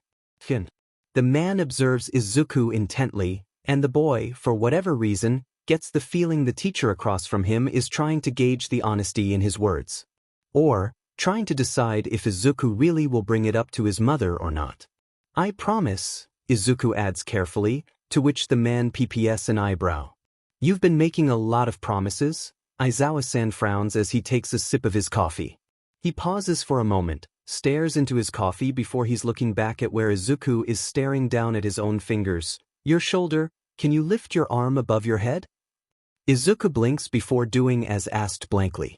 It stings a bit, but not like when he'd followed Aizawa-san's first set of directions. It, hurts a little bit, but I think it's just bruised. The man nods, eyeing Izuku's stiff shoulder. Can you rotate it? Izuku wrinkles his nose, but once again does as asked. This hurts a little more, and it feels like the bones in his shoulder grind together. Same thing, but I think the muscles are just irritated. I was sore from pee and then he just, the boy's jaw snaps shut, teeth catching on his lip. The man prompts, and Izuku really doesn't know why this man is so perceptive. That was such a small, teeny-tiny slip of words. How had he zeroed in on it instantly? He's a friend at school. Izuku lifts his drink to take a sip, melting into the sweet chocolatey warmth of it. A friend? Aizawa-san pps an eyebrow. A friend at school did that to your shoulder? You know, kid, that injury of yours doesn't seem particularly friendly. The man pauses, eyes blinking shut for a second before they're back on Izuku. Didn't you say both your injuries happened at the same time? I fail to see how a friend would accidentally injure your shoulder and damage your hand with some sort of blunt force. Okay, Izuku breathes out and he's not panicking. So, maybe we're not exactly friends, but they didn't mean it? Aizawa-san hums out, and Izuku shrinks in on himself. How does he keep saying the wrong thing? He's giving the man virtually nothing to work with, but he's still piecing things together. So, there was more than one person? How exactly did you get these injuries? Izuku swallows, unsure why he feels compelled to tell the man, pinched my shoulder a bit? And my knees just gave out a little, and then when I fell someone accidentally stepped on my hand? It was an accident. I think he just grabbed a little too hard and I don't know why my knees buckled. Aizawa-san stares blankly at Izuku. He's silent for a second, then two before he lets out an even sigh. There's a trigger spot in the shoulder that can have that effect when you deliberately aim for it. It's a useful technique, but it should not be used on children. Your muscles are still growing and fairly feeble, easily damaged. Izuku winces lightly, rubbing at his shoulder. It throbs from irritation not having liked the tests Aizawa-san put him through. Still, he doubts it's anything more than bruising, maybe even bruised bones if he's unlucky, but he honestly doesn't believe anything in his shoulder is broken. This doesn't sound like friendly schoolyard jokes. Izuku finds himself folding in on himself as he catches the man's eyes across the table, biting at the inside of his cheek as the man seems to slump a little. Izuku-kun, are you really talking about friends here? Izuku is in a breath, head bowing as he manages a light shake of his head. I'm not. So, bullies then. You upperclassmen, Izuku corrects awkwardly. I wouldn't say they're bullies, exactly. It's okay, it's normal, right? Aizawa-san eyes him with a look Izuku can't decipher. No. Izuku stills, hunching over his hot chocolate so he can glare down into it almost shamefully. You should eat your cinnamon roll, the man across from him says softly, and Izuku jolts up at the words. He eyes the now sort of cooled cinnamon roll, but his stomach churns in protest. They really are better warm, the man offers. Despite the acidic churn of his stomach, Izuku does lift the baked good to his mouth. He'd hate for it to go to waste. Aizawa-san had bought it for him, and he'd picked it out himself. And it does still smell really good. After the first hesitant bite, Izuku's hunger hits him full force. He hadn't realized he was so hungry. The anxious curdle in his stomach shifts to a ravenous demand for more food, and Izuku startles at the realization that he'd been so hungry he felt sick. He wolfs down his cinnamon roll, unsure if he's even really tasting it. He almost forgets Aizawa-san is here, and watching, until the second plate is slid towards him, untouched cinnamon roll and all. Izuku freezes. I was going to bring it home for my husband, but I doubt it'll travel well after being reheated. The man shrugs, not even looking at Izuku's wide, startled eyes. Help yourself, kid. Izuku swallows, eyeing first the cinnamon roll, and then the man across from him. You really don't want it? I've got plans tonight. The man finally looks at Izuku. Sugar makes me tired. Hisashi all but runs on the stuff, but he'll be home long before me. It was a surprise anyways, he's none the wiser. You're hungry still, it's fine. Izuku hesitates, leaning away from the cinnamon roll like it's some sort of a test. Aizawa-san makes no move to pull the plate back, or take back his words, so with a shaking, nervous hand, Izuku picks up the second baked good. Do they not feed you at school? Izuku shakes his head as he swallows a bite of delicious treat. He's eating the second slower, savoring it. It tastes as good as it smells, and a small part of Izuku wishes he had have savored the first. No, they do, he shrugs. I just don't tend to go to the cafeteria. The man lets out another quiet hum as Izuku distracts himself with taking another bite of the cinnamon roll. The icing melts on his tongue and the cinnamon sugar filling is a perfect balance of warm cinnamon flavor and sweet but not overpowering sugar. Even the bread part of the cinnamon roll is perfect, faintly sweetened and light and fluffy inside while still being perfectly baked on the outside. Have you eaten it all today, Izuku-kun? Breakfast, the teen frowns, setting the half-eaten roll down so he can sip at his hot chocolate that is now the perfect drinking temperature. Izuku thinks for a second before shaking his head. I threw that up though, so I don't think it counts. You've thrown up today? The man straightens a little from his slouch, eyes flickering faintly with worry. Are you unwell? You should probably eat something a bit more nutritious if you're sick. No. Izuku shakes his head, wiping melted whipped cream from his lips. He feels a lot better now than he had walking into the cafe. I threw up in pee. I was running and, I don't know, just got kinda sick. I kept going, don't worry. You kept going? The man blinks owlishly. I'd be in trouble if I didn't, Izuku offers with a small smile. It was a punishment. I was late to class, so my teacher made me run. It's normal. What exactly was this punishment that made you vomit? How long were you supposed to run? Izuku pps his head to the side, scratching anxiously behind his ear. The whole PRD? Izuku has noticed that Aizawa-san isn't very expressive. His eyes don't really change, and his mouth remains in a straight line for the most part. The most he'd gotten thus far is a twitch of a smile and a pet eyebrow, but now the man's face pinches into something of blunt anger now. It's gone before Izuku can apologize for upsetting him, and it's gone fast enough the boy questions if he'd really seen it. The anger in the man's expression scuffs out to that impassive neutral so fast it almost gives Izuku whiplash. Did you alternate between running and walking to pace yourself? Cool down time? Breaks. Izuku fidgets uncertainly. He gets mad when I do that. The man's mouth pinches in a straight line. You ran for an hour straight? Your teacher made you run for a whole hour? For being late? How late were you? Why were you late? The thought stirs something unpleasant in Shota's stomach. Sure, he's assigned running to tardy students and depending on the day and his patience, maybe even suicide sprints to really hammer the consequences of being tardy in a heroics class into his thick-headed students, but this was verging on child abuse. It was cruel to make someone young and untrained, run for an hour straight without proper techniques. Without legit training on pacing and breathing patterns.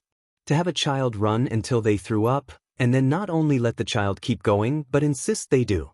It was cruel to do that to an adult who hasn't trained or was used to running for long PRDS of time. Shota's own physical activity punishments had never made a single student throw up, because he assigned pacing techniques and breaks. If students felt like they needed to stop and break for a second, he encouraged that. He let them follow some breathing techniques and drink some water, and then ushered them back to finishing their punishment. It wasn't supposed to be torture, it was supposed to be discipline. I lost my uniform, the boy's slow mumble snaps Shota from his thoughts. I was only a little late because I had to find it in the changing room and then, put it on and catch up to my class, but I was late enough that everyone was already on teams and warming up. I deserved it. Shota is quiet for a second, picking apart everything the child was telling him. You lost your uniform, or someone lost it for you? Is there a difference? The boy shakes his head, sighing into his drink. It didn't matter to my teacher, he didn't even let me. The kid blows out a second, more defeated sigh, looking up at the man with glossy eyes. I was late and no one else was.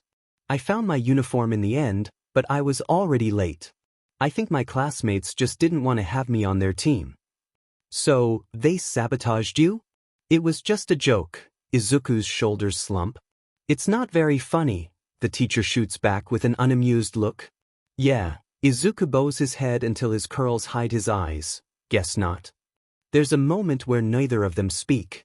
Izuku wants to slump into his chair and hope the ground will split open and swallow him whole, but the chances of that happening are in the negatives.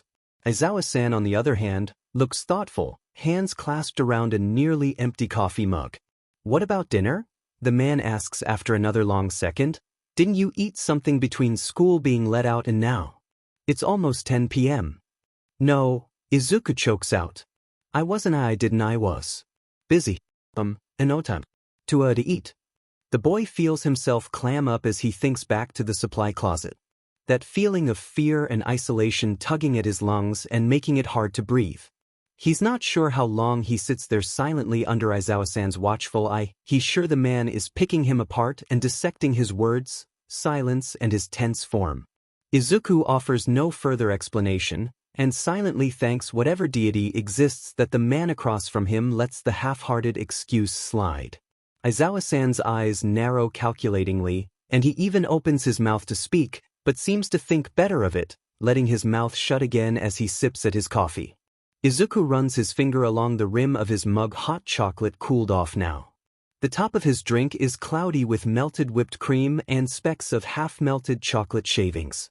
There's only one more mouthful left, maybe two. Izuku stares down at his drink long enough that he startles abruptly when a second mug is set beside his hand. He jolts to attention, eyes shifting to the barista from earlier who gives him a sheepish look, hands still on the new mug by his current one. Aizawa-san gestured for a second round. Izuku's attention jumps to the man who's already sipping at a steaming refill of coffee. The man's eyebrow arches in reply to Izuku's questioning look. You don't have to drink it, Aizawa-san tells him seriously. Yours is cold, so I figured you might want another to sip it while we talk. I don't mind either way. No obligation. Oh, Izuku finally swallows down the shock from being startled. Thank you. It's directed at both the barista and Aizawa-san. The man bows his head as he sips at his coffee, and the barista shoots Izuku a small smile as she gathers the empty plates and his nearly empty mug. Aizawa-san's mug had already been refilled with fresh coffee, so she didn't take his. The man across from him is quiet for a long second as Izuku slurps at the fluffy whipped cream. What else happened? Izuku jolts his attention up, jaw slack as he eyes the man sipping indifferently at his coffee. You said it was a very bad day. Aizawa-san regards the boy carefully, and it certainly sounds like it was. You've had an awful day today. I was just wondering what else happened, if anything. Izuku's brain blue screens as tries to decide what he wants to let the teacher in on. There's a small part of him that strongly believes all teachers are the same. Sure, Aizawa-san is kinda nice, but he doesn't know Izuku. He's never had him in a classroom, has never looked at the textbook. Sized file the Aldra office has on him documenting all his troublemaking and how he instigates his peers. All teachers are the same. They're always the same. Izuku clams up again when he thinks about revealing anything else, shrinking down in his seat. The boy sinks his teeth into his bottom lip and drops his attention away from the teacher across from him. There's another lapse in conversation, this one entirely Izuku's doing. Aizawa-san sits quietly across from him for a while too, sipping calmly at his coffee. Izuku takes a couple sips of his own hot chocolate, but his brain is fuzzy with thoughts. Doubts. What do you want to be when you grow up, Izuku-kun? The boy startles at the abrupt change in conversation. There's a big difference between what happened at school and what do you want to be when you grow up? Izuku flounders for a second before his shoulders lift in a dismissive shrug. I wanted to be a hero when I was little, but that's, the boy is in a breath, staring down at his shoes under the table, that's unrealistic. Why? For a second, Izuku is shocked by the genuine question in the man's voice. His back goes ramrod as his head snaps up to stare in awe at the man across from him. Aizawa-san blinks owlishly in return, holding eye contact when Izuku's eyes catch his own. It takes a second longer than it probably should for Izuku to remember that Aizawa-san doesn't know he's quirkless. A quirkless kid can't be a hero. That's impossible. If the man across from him knew, they wouldn't even be having this conversation. The boy's eyes are back in his lap, form slumping once more, this time in defeat. I can't. Who said? Aizawa asks easily, eyebrow ped in question. Who hasn't? The boy quipped in return before jerking his head up apologetically. Sorry, Anyone who told you that you couldn't be a hero is an idiot, Aizawa-san tells him bluntly. It takes all kinds to be a hero, and sure, the schooling is intense and rigorous. The training is grueling and can be brutal at times, and it's not for the faint of heart. It's dangerous, but anyone can be a hero if they're willing to really try. A lot of people are in it for the wrong reasons, which is why so many students are turned away from heroics exams every year, but if you're serious, and if you're willing to work hard for it, I don't see any reason why you couldn't be a hero. I can't, Izuku insists brokenly, heart squeezing in his chest. How does he make this man understand without throwing himself under the bus? I'm sure you can, the man returns instantly, almost encouragingly. He takes a slow sip of his coffee, facial expression softening. You know, Izuku. A quirk is just a tool. Though they're useful, and I can't argue that they aren't when it comes to being a hero, they're not the only thing that matters out in the field. You could have the strongest quirk in the world, but if you don't put in the time and effort in to strengthen it, if you don't want to be better, you won't. Izuku's gaze crawls back up to the teacher across from him, eyes watering as listens. The man continues casually, heroics isn't about having a flashy quirk. It helps, don't get me wrong, but it isn't the only thing to take into account. It's what's in here. The man taps his fingers, middle and index fingers, against his temple, and here, his hand moved to press over his heart, that matter most. But the man regards Izuku carefully as the boy tries to find words, any words at all, before sighing heavily. A quirk is nothing but a tool. It's what you do with it that matters, not what it can do. There are lots of heroes who don't have flashy quirks, but have still made it in the big leagues. Maybe they're not limelight heroes, but they do good work. Important work. The man hesitates, a few even fight quirkless. Quirkless. The word rings in Izuku's head for a moment before his thoughts come to a screeching halt. Why would he feel the need to mention that? Quirkless. That he knows. Aizawa-san knows. You know, the words leave Izuku's lungs before he even registers them. Registers the festering panic. He knows. Izuku wants to reach up and tug at his own hair, anxiety thrumming in his heart and buzzing across his skin. Aizawa-san knows. He knows. The man blinks slowly, head bowing in a nod. I noticed your shoes on the train. And you still, Izuku cuts himself off by clamping his teeth down on his tongue. Aizawa-san had known this whole time and he still. Why? Aizawa-san sets his mug on the table with a soft clink of ceramic meeting hard wood. His hands lift off the mug for the first time since he'd gotten it, and his attention is solely on Izuku, because you're not defined by a quirk, or lack thereof, Izuku-kun. Izuku opens his mouth to retort that, yeah, he kinda is, but he doesn't dare voice his words, not with the intense look the teacher across from him is studying him with. Not having a quirk doesn't make you any less deserving of help. You're a human being with or without a quirk, and I'm sorry the world forgets that. I'm sorry people have their heads shoved so far up their buttes that they forget that. You're important, Izuku-kun, and you deserve to be treated with common decency. With compassion. Izuku feels tears welling in the corners of his eyes, but he doesn't even think about looking away from the man across from him. Aizawa-san looks momentarily startled by the first tear that slips down Izuku's cheek, but he softens just as the wetness drips onto Izuku's bruised hand, where it's clenching around nothing, along with his other hand on his thigh. No one besides his mom had ever said anything like this before. Izuku brings both hands up to drags the heels of his palms over his eyes, wiping away most of the wetness. He drags his hands over his thighs to get rid of the clinging tear streaks before sniffling. "Thank you, Aizawa-san." The man looks away briefly, rubbing the back of his neck. "It's really not something you thank someone for, kid. Common decency should be a given." "But it's not." "Not for me," Izuku whispers, bowing his head so his curls cover his eyes again. "My mom is the only one who ever. So thank you. I think I really needed to hear that today."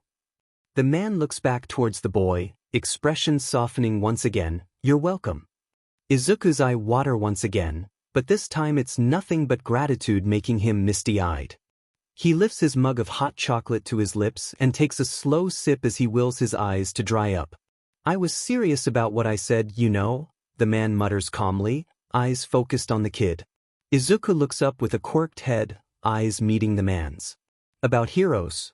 It'll be hard, and you'll probably have to work harder than anyone else to do it, and I'm sure you'd face challenges that no one else will, but if you really want to be a hero, you can." "I really can't." Izuku sighs heavily, eyes slipping shut in exhaustion. "Most hero school don't even accept quirkless students. And I'd never be able to pass the entrance exam." The man gives a hum of acknowledgement. "You know, I heard a rumor that Yui and a few other schools will be allowing quirkless admission soon. It's supposed to be instated next year." "Really?" Izuku perks up a little, eyes shining with interest. "That's soon." "That's what I've heard," the teacher shrugs. "As for any entrance exam, try hard, but don't be discouraged. Apply yourself to other areas as well, go into business or support, or even general education. Show them you belong there, and maybe you could be transferred into the hero course. It's happened before, it can happen again." The more the teacher talks, the more Izuku gets his hopes up. The longer he spends with Aizawa-san, the more he's starting to think that maybe it is possible. But then he remembers why it's not going to happen. The interest drains out of him and it feels like he all but deflates in his chair. Aizawa-san frowns. "What's wrong, Izuku-kun?" The boy sighs, scrubbing at his face. "Doubt it'll happen." "Not for me." "Why is that, kid?" Aizawa-san asks quietly but kindly. "What makes you think that?" "I don't have very good grades," Izuku mumbles, picking at the skin around his nail.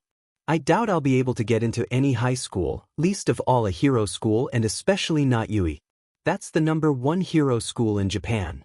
"What do you mean by bad grades?" Aizawa-san quirks an eyebrow. "I hardly pass lowest grade you can get without failing. Sometimes I'll make it as high as a 70%, but not usually."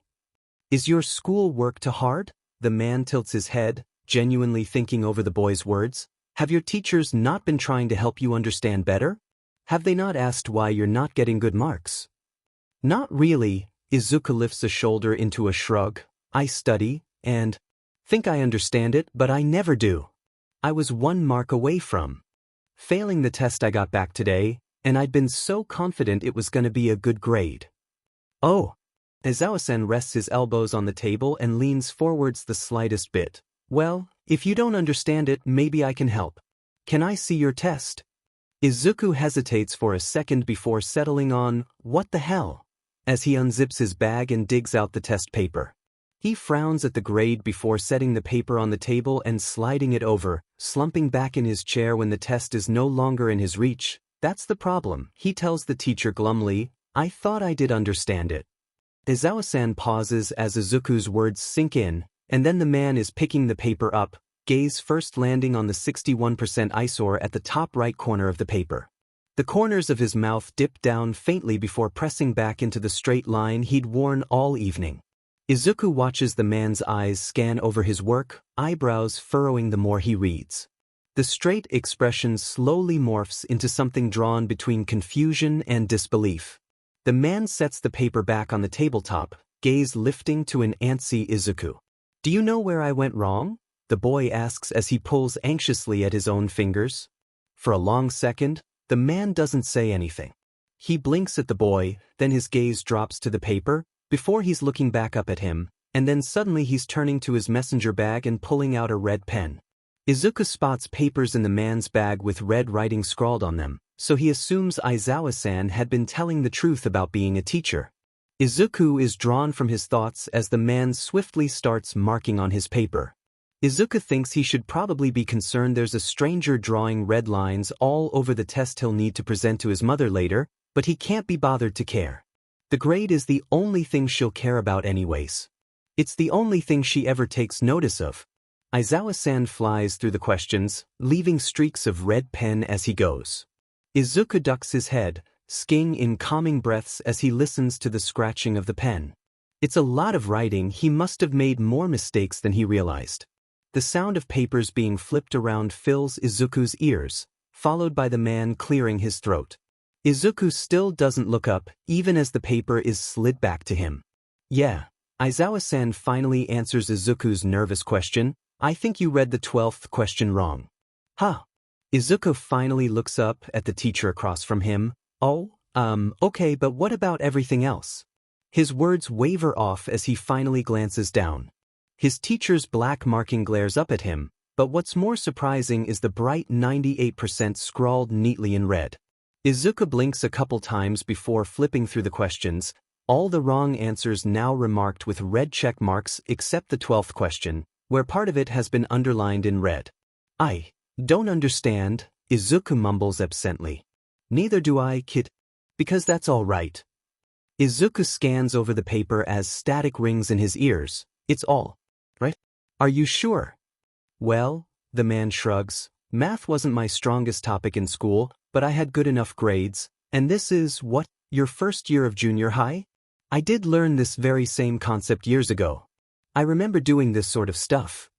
Izuku's heart beats heavily, nervously, in his chest at how much the teacher across from him had deduced from glancing over a test. "How did you?" "I could tell from the questions." Aizawa-san waves him off. "Point is," the man pokes the grade at the top of Izuku's paper, "you know the information, but received a barely passing mark. You were made to believe you hardly passed."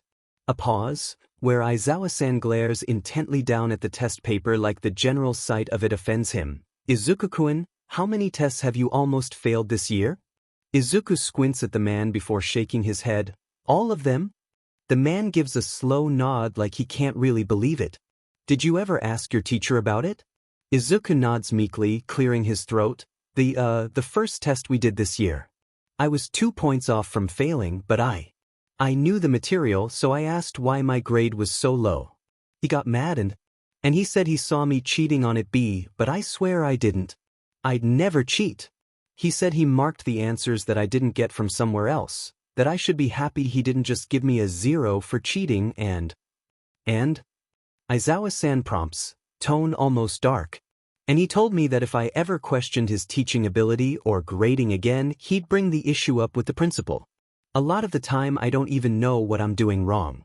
I try to study, and I don't ever cheat, but I don't. My grades stay the same. I just always thought I didn't really understand, you know?" "I see." Aizawa-san's voice comes out low. His eyes are staring over Izuku's shoulder, and one finger taps a pattern on the side of his mug. "Have you brought this up to your mother? It's obvious your teacher is either an incompetent moron, or he's marking your assignments incorrectly due to your quirk status. Either way, letting the matter go is completely irrational. Falsified failing grades could disrupt your entire future, Izuku-kun." "I can't do that."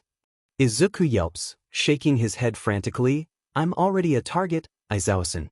He already doesn't like me. I don't want to make it worse.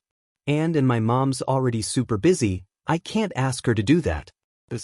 It's fine, The boy swallows, throat feeling thick with emotion. Doesn't matter. I've accepted it already. I'm sure that some high school will take me. Probably. Izuku deliberately looks away, hoping it'll end the conversation. He glares down into his mug of hot chocolate, bottom lip caught between his teeth. He worries his lip between his teeth until it's raw and that almost metallic taste settles on his tongue, a warning that he'll draw blood if he bites any harder. The man lets out a slow breath before speaking. I'm assuming nothing I say will persuade you, huh? Izuku doesn't even look up as he shakes his head. Sorry, Aizawa-san. Out of the corner of his eye, Izuku sees the man give a nod. He doesn't dare actually look up, but he's thankful that Aizawa-san isn't pushing it. Izuku's school life is already hell. What would happen if he made it worse? What was worse than hell? Izuku-kun. The man's voice tears Izuku away from his thoughts. The boy looks up at the man again, eyebrows drawn together in silent question. I'm going to ask you a serious question, and I need you to answer honestly, all right? The boy swallows nervously, but nods nonetheless. Has your teacher ever physically put his hands on you? Has any teacher or figure of higher authority in your school ever made you feel unsafe? Izuku is shaking his head as the teacher across from him speaks slowly and calmly. His teacher may be rude and mean and just a genuinely not nice guy when it comes to Izuku, but he'd never physically hurt him. Nothing more than grabbing his shoulder and escorting him out of class when Izuku causes disruptions, or squeezing his forearm in threat when he gets in Izuku's face with the sole intention of making Izuku cower, but that was normal stuff. Izuku shakes his head until he abruptly freezes as Aizawa-san expands on his question. Unsafe? He always felt unsafe. Unsafe is his general state of being at school and life in general as a known quirkless person. They may not hurt him physically, but they ignore the ones who do. They ignored his pleading and his begging. He's positive teachers had heard him being shoved into a storage closet and none had done a DMN thing about it. They'd ignored him and looked in the other direction, leaving him to suffer in the hands of his classmates. Izuku's thoughts drift back to the closet, the ingrained scent of chemical cleaners and dirty water pooling into his senses. How dark it had been. He subconsciously curls in tightly to himself like he'd sat for hours in that small closet. He'd been so scared things had just escalated so suddenly. It's the first time they'd left him somewhere. Can you take a breath for me, Izun? The words are distant, and it takes a few seconds for Izuku to separate himself from the swirling memory of the storage closet and focus on that worried request. The voice is so soft across from him, and when his head finally clears a little, he realizes that it's just Aizawa-san. He's no longer in the closet. The boy esiges in a gulp of air, eyes squeezing shut. He's not stuck there. He's out, and he's in a cafe, and there's something about Aizawa-san that makes him feel safe. He's got hot chocolate and had been eating cinnamon rolls. He's not there anymore. He smells sweet baked goods and fresh coffee despite the late hour, not dirty mop water and chemicals. The cafe is bright and warm, and he's not alone. Sorry, Izuku gasps out when he finds his. He realizes abruptly that one of his hands, his bruised, dominant hand, is fisted in the gakuren over his chest. He tries to dislodge his tense fingers, but they just tighten more. It's fine, the man insists after Izuku's breathing has somewhat returned to normal. You're all right now. You're safe. Yeah, Izuku croaks out, forcing his head to bow in a nod even though he doesn't feel all right. The memory is still sharp in his mind, and if he thinks about it too much, it's like he's transported back. I'm okay. I really don't think you are, kid. Aizawa-san shakes his head, hands tightening around his mug like he's resisting the urge to set a comforting hand on Izuku. Izuku's not sure if he's thankful the man's respectfully keeping his distance, or upset by it. I need you to tell me what happened at school today, Izuku-kun. This is important. Izuku's teeth clamp down on his bottom lip, and this time he tastes blood. He sinks into his chair, shoulders slumping, refusing to make eye contact. Izuku-kun. Aizawa-san continues after Izuku doesn't mutter a word. Why were you so late leaving school today? Izuku doesn't mean to wince. He should be used to Aizawa-san reading him like an open book at this point. He'd hit the nail on the head yet again. Izuku's chin dips lower until it's digging into his own sternum, eyes focused on his knees. The boy keeps his mouth shut until a quiet, pleading, please, Interrupts the buzzing silence and Izuku breaks. I couldn't, the boy whispers weakly, wringing his hands together anxiously. I couldn't, Aizawa-san. I couldn't leave. Why couldn't you? Izuku almost wants to cry at how patient the man across from him sounds. He's being so nice and kind, and Izuku wants to tell him, after all, what can some high school teacher he'll probably never see again really be able to do? I was trapped, the boy mumbles under his breath, eyes locked on the table.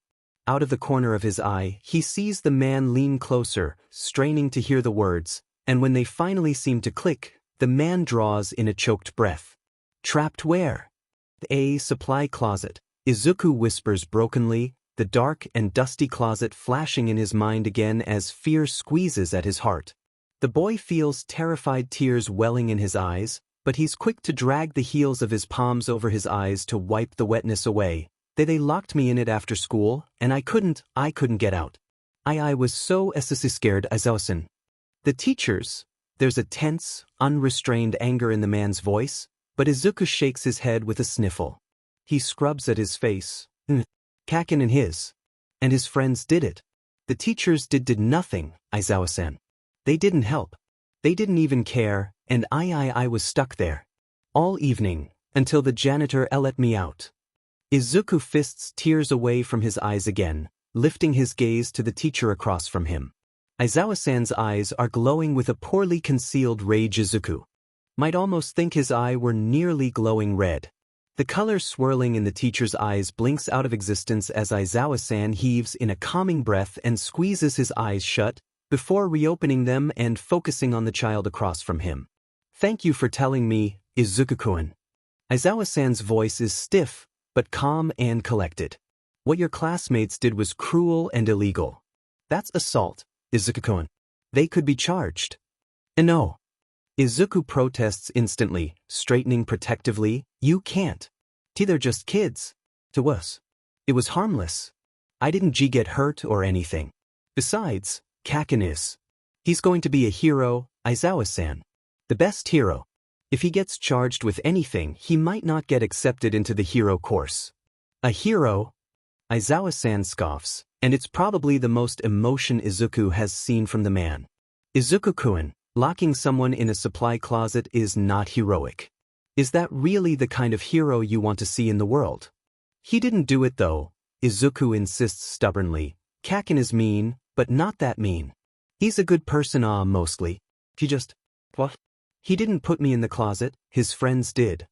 Watching and doing nothing to help is almost as bad as actually doing it.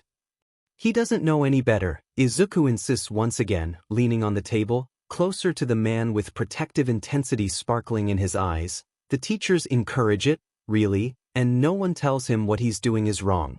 He's got a good quirk for heroics, and he really is a nice guy under all the intensity. We used to be friends, so I would know. Trust me. The man across from him deflates slightly, sinking back into the chair like Izuku's words had stolen all the energy from his body. I'll take your word for it now, but just know that this kid is gonna have a rude awakening if he's planning on trying to be a hero with a bad attitude and an obvious discriminatory mindset. If he ruins his own future, that's on him, Izuku says softly. I refuse to ruin it for him. Something in Shota's heart seizes at this kid. Broken down by school and society for something he can't even change about himself, something that should be trivial but clearly is not minutes after a panic attack and still protecting others. Still protecting someone who'd hurt him. There's not a doubt in Shota's mind that this child will make a fine hero someday. Shota is quiet as he thinks. He drains the last of his coffee and entertains the thought of asking for a third, but it's already late. It's getting close to midnight, and the thought that this child in his first year at junior high, probably no older than 12, is sitting in a cafe with a stranger. That's worrying. He's been in the cafe with Izuku for a little over 2 hours now, and at this point, he's not even sure he'll have a second to even greet his husband before changing into his spare costume and heading out on patrol. He already knows Hisashi is worried his phone had been vibrating in his pocket every half an hour. Shota feels bad for ignoring his husband, of course he does, but he knows Hisashi will forgive as soon as he hears why. Izuku needed his attention. This quirkless child needed someone to listen to him. He needed someone to show him he's not alone in this world, and Shota's just glad he managed to get to the kid in time. He's such a nice, put-together child. Calm, clever, respectful. The world would be a darker place without this boy. The reminder of how he'd found the kid drops like a brick in his thoughts. Izuku had been seconds away from jumping in front of a train. Literal seconds. Honestly, that child he'd encountered at the station platform is not the child sitting across from him now, and he's so incredibly worried. What had the child read on the slip of paper that had forced Izuku into such a state? That had pushed him over the edge? He couldn't leave without having all the information. He'd never leave a child with a hollow look in their eyes, like Izuku had had when Shota had first looked at him before they got on the train.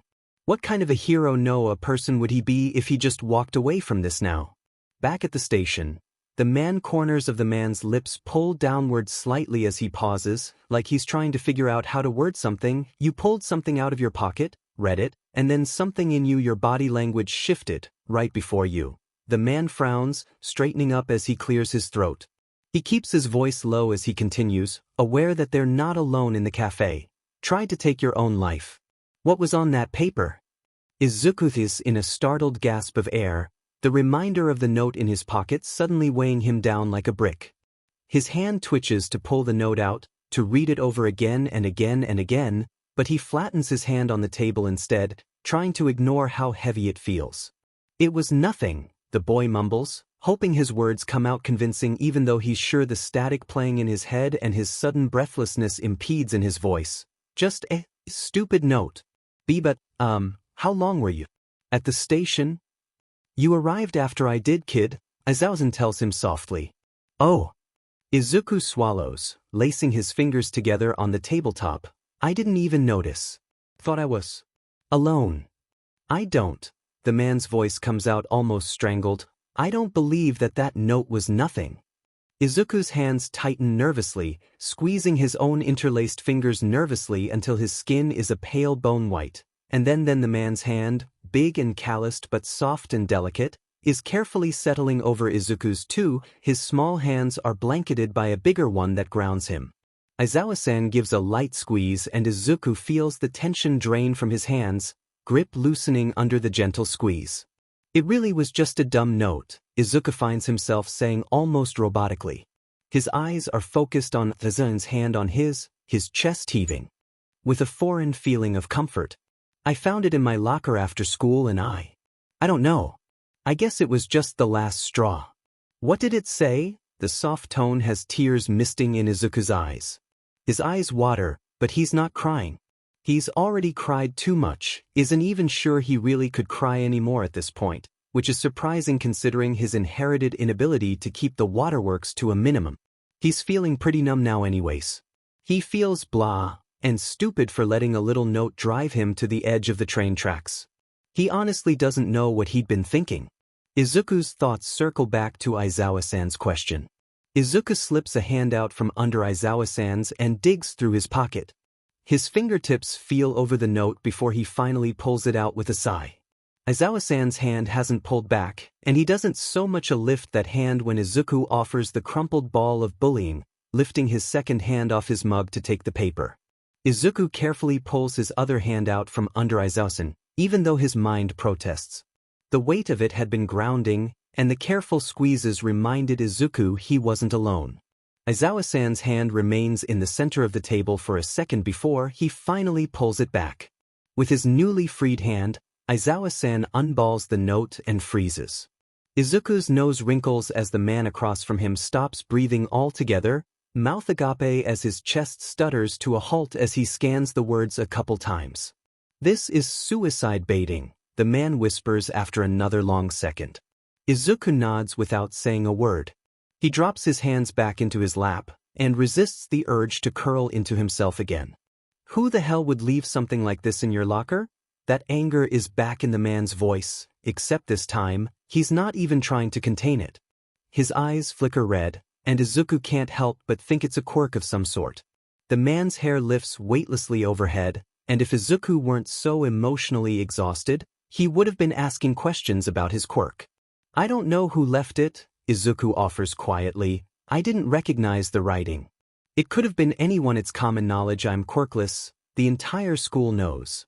This is that final puzzle piece Shota needed to understand the boy in front of him. He's seeing everything in a new light. Why the boy's body language had flipped so suddenly, that driving force that pushed him to stand brokenly at the edge of those tracks. He understands completely why Izuku would consider taking his own life, and the grim reality of it makes Shota feel like he can't breathe. Izuku had had a shitty day, in every sense of the word. He'd been bullied, by teachers and students alike. He'd been forced into a supply closet and left for hours, had starved most of the day. He'd been hurt and belittled, led to believe he was stupid by someone who's supposed to teach and protect him. And to finish the day off, he'd found a note. That suicide baited him hours after he was supposed to be home. It really is no surprise that this kid, a literal child, had a lapse in mental health. I really won't try to do it again. As the child, this little kid, offers softly, like he's consoling Shota. There's sharp honesty in the child's voice, calm and level-headed. I don't want to die. Shota's standing at an impasse of sorts. This isn't something he can just forget. Logically, he knows he needs to contact the police department. He needs to contact the hospital, and this child's guardian. He'd been seconds away from ending his own life. Izuku needs therapy. He needs help. But this also isn't normal circumstances. Quirk discrimination is a real problem. Quirkless are denied medical care, and they're denied mental health resources. Hell, the news only ever covers quirkless deaths and suicides out of obligation. The world simply does not care for those deemed lesser due to quirk status. As is, there are so few people Shota would actually trust with this kid who's seen more than his fair share of how awful the world can be. He also truly doesn't think the kid will make another attempt at his own life. He doesn't even think the kid was really thinking when he made the first attempt. He's so young.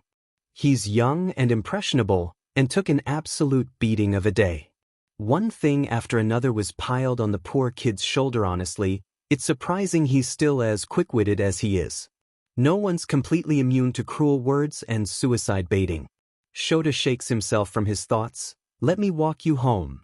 It comes out more like a demand than a question, but he really is asking. The boy could say no, and Shota would respect that he'd already trusted him enough to follow him to some cafe, but this is a whole new level of trust. That said, the child isn't off scot-free. If he doesn't want Shota's help, the man will be forced to report an attempted suicide to the police. He has enough information at this point that he's sure Tsukachi and the police will be able to find the kid's full identity and address and get him help. Help he can't quite walk away from. The boy's nose scrunches up as he mulls over the question. For a second, Shota thinks he really might say no, but then the boy's shoulders droop and he gives a faint nod. Okay. Shota returns his own relieved nod, standing up and grabbing his messenger bag. The boy follows suit and swings his monstrosity of a yellow backpack over his shoulder and falls into step with Shota. The man pays for their drinks and cinnamon rolls, and the barista, tired smile and all, offers the both of them some leftover baked treats that will be thrown away anyways. It's then that Shota realizes that the entire cafe is empty besides the two of them and the barista, and that it's past midnight. The cafe was supposed to have closed over 15 minutes ago. He bows an apology, but is waved off, the barista's smile waning as she lets out a tired. He tips double what he usually would in an attempt to make up for keeping her late, and makes sure to bow gratefully as Izuku clutches 2 paper bags to his chest, one with a cinnamon roll that the kid insists Shota take home for his husband, and the other containing 3 different varieties of muffins. The two of them leave the cafe with the barista following them to the door to lock it up since they are officially closed for the night. Izuku leads Shota down the dark, now vacant streets until they arrive at an apartment complex. He pauses, and Shota is torn between being anxious the kid isn't showing him exactly where he lives, but also proud the kid has at least some stranger danger sense. Izuku pauses by the door, shuffling his feet anxiously. I don't know if you wanted to talk to my mom, but she... I thought you said she wasn't home? Shota pps his head to the side. Izuku gives a hurried nod that knocks dark curls into his eyes. She isn't, I just... You're not going to tell her, right? That I don't want to worry her, and she's already so busy. She won't even be home for a couple hours at least, and she'll cry if she knows. I don't want to make my mum cry, Aizawa-san. I'll tell you what, Shota offers him softly, grabbing a sticky note and his red pen from his messenger bag pocket. I'm going to give you my number and you're going to check in with me. Every day. Just a simple text. I'm not supposed to do this. I should be bringing you to the hospital and getting in contact with your mother, or the police station reporting this and getting you help now, but I know it's different for you. Shota pauses as Izuku grows paler by the second. Shota offers the scribbled-on sticky note, and Izuku takes it with a limp hand. You're a smart kid, you should know that I can't just walk away, even if I don't think you're a danger to yourself. I think you know you made a big mistake today that could have ended badly, and I think you regret it. But do me the favor of letting me know you're alive, alright? I can't promise I won't need to tell others at some point, but for now, until you give me reason to question your safety again, just keep me informed. I don't care what you text, just let me know you're safe. The boy hesitates, looking at the slip of paper held in his hand. Shota doesn't often give out his phone number often, and never to people he's just met. Few people actually have it, let alone use it. Hisashi being one of the only people, for obvious reason. But this whole situation is a bit unorthodox. I want to help you if you'll let me, Izuku-kun, Shota tells him honestly, settling his hands on the boy's shoulders, mindful of the injury when he gives a light, grounding squeeze with both hands. Izuku is quiet, eyes staring intently up at Shota's. He says in a breath through his nose and gives a light nod. Okay. Unknown number 12:51 a.m. I'm safe inside. Shota squints at the text as he walks. He knows instantly that it's the kid talking to him. He's the only one he'd given his number out to in the past couple years, and the message itself is very telling, even if Izuku doesn't identify himself. Shota is honestly a bit surprised. He hadn't expected Izuku to listen or, at least contact him so soon. He'd only just walked away from Izuku's apartment complex. Shota huffs out a breath, a small smile lifting onto his lips as he changes the boy's contact name before replying. Aizawa Shota 12:53 a.m. Have a good night, Izuku. Stay safe please. Izuku 12:54 a.m. But you actually responded? Aizawa Shota 12:57 a.m. Why wouldn't I? I asked you to text me. Izuku 12:58 a.m. But people don't usually mean it. I half expected this to be a random number. But anyways, thank you for not being a random number? Or for not giving out a random number. That would have SCKD. I just sounded so rude. I'm so sorry. I never doubted you, Aizawa-san. I should really stop talking now. Texting. This is not talking, it's texting. Izuku 1:05 a.m. Good night, Aizawa-san. Aizawa Shota 1:06 a.m. Good night, kid. Shota pauses in his walking, rolling his shoulder as he hesitates. He scrolls through his phone, selecting a contact and staring at the blank text bar for a second. Aizawa Shota 1:30 a.m. I need your help with something. He doesn't wait long for a reply, not that he was expecting to. Nizu 1:30 a.m. Ah, good morning, Aizawa-kun. It must be quite pressing if you're requesting help so early in the morning, and on a patrol night as well. You never cease to surprise me. What can I do for you? Smiley face. Shota bites his lip, leaning his shoulder against the side of the building he's standing beside. He's already late for patrol. What's a couple more minutes? He's doing just as much hero work now as he will be after he's changed and on patrol. He will be helping Izuku, because if anyone deserves some help, it's that little boy who'd taken the world's sheet alone for far too long. He meant what he said when he said he wanted to help. The night Shota meets Izuku, he does not end up going on patrol.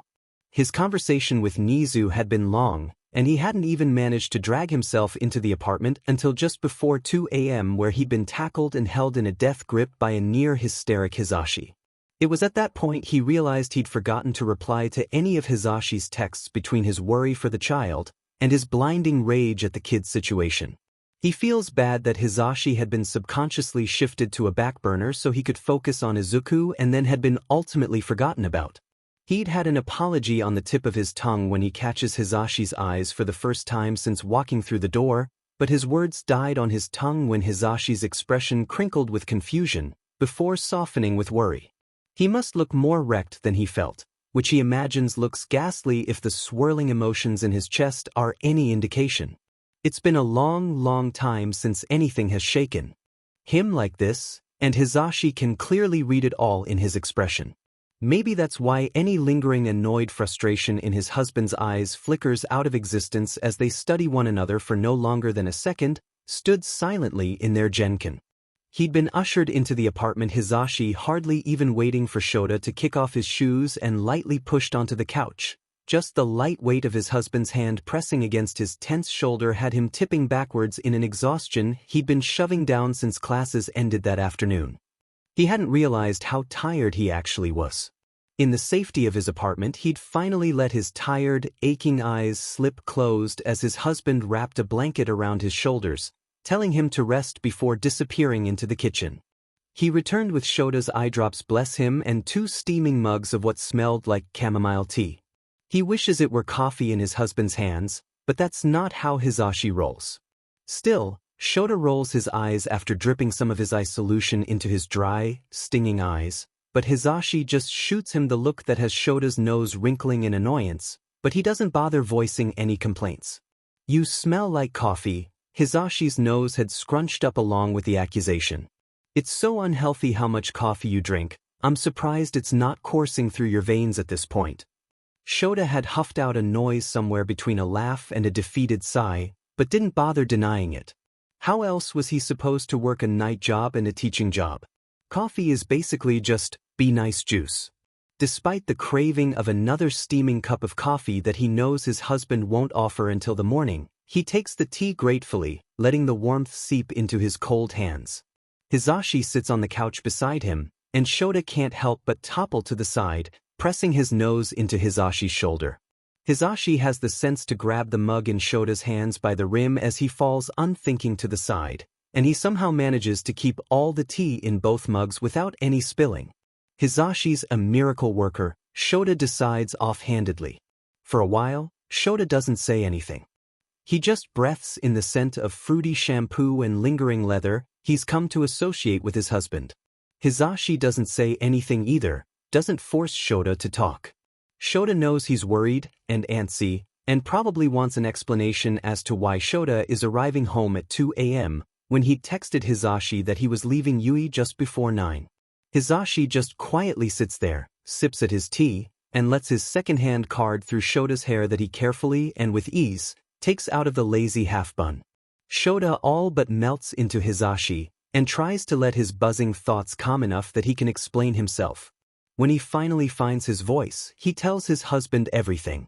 Catching Izuku out of the corner of his eye, rumpled uniform and closed-in posture. That unexplainable sense of dread that had dropped in his stomach. He tells Hisashi of the panic he'd felt as the kid stepped closer to the edge of the tracks, how the child had tipped forwards, how Shota had barely caught him.